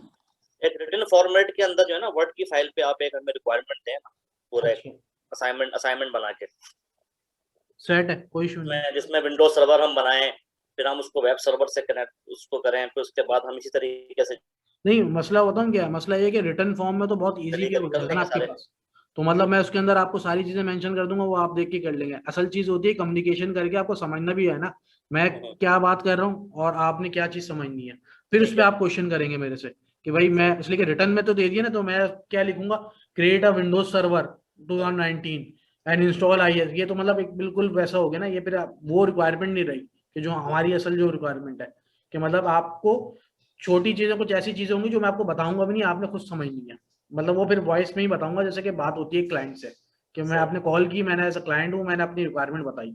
अगर मैं रिटर्न फॉर्म में आऊंगा ना तो फिर तो बहुत इजी वे हो जाएगा आपके लिए। मेरे ख्याल में और साथी भी एग्री करते हैं, अगर तो सुन रहे हैं तो वो भी यस और नो कर लें। नहीं कोई इशू नहीं है, जो बनाना चाहे मैं भेज दूंगा वॉइस नोट कि मतलब ये चीजें अकॉर्डिंग टू जितनी मैंने चीजें अभी हुई हैं, हमने सर्विसेज देखी हैं, तो वो चीज हम देख लेंगे, और मतलब वो चीजें मैं आसान उसमें जो चीजें हमने की हैं, इसलिए कि बिल फर्ज करने स्नैपशॉट्स वगैरह हमने नहीं किए अभी, AMI हमें इमेजेस नहीं बनाए हमने, वो क्लाउड वॉच नहीं बनाया कि ऑटो शट डाउन हो जाए, मतलब इस तरह की चीजें अभी नहीं की, तो वो चीजें मैं रिक्वायरमेंट वो रखूंगा भी नहीं, तो इसलिए क्या रिक्वायरमेंट तो फिर बहुत सारी चेंज होंगी जो अभी हमने सर्विसेज अभी करनी है जिसके अगेंस्ट में, तो ये अभी जो रिक्वायरमेंट होगी वो बहुत सिंपल सी होगी, तो वो मैं जो आज खैर तक मसला का जो नहीं है। हमने आज तक जितना भी हमने स्टडी किया है ना, तो उस वक्त उतना अब हमें असाइनमेंट दें ताकि हम करें प्रैक्टिकली। सेट है, कोई इशू नहीं है, मैं आपको इस हिसाब से असाइनमेंट दे दूंगा। मामू जो है उसमें बनवाएगा हमारे साथ बैठा के। सही, तो रिकॉर्डिंग में ऑफ कर दूं फिर अभी? जी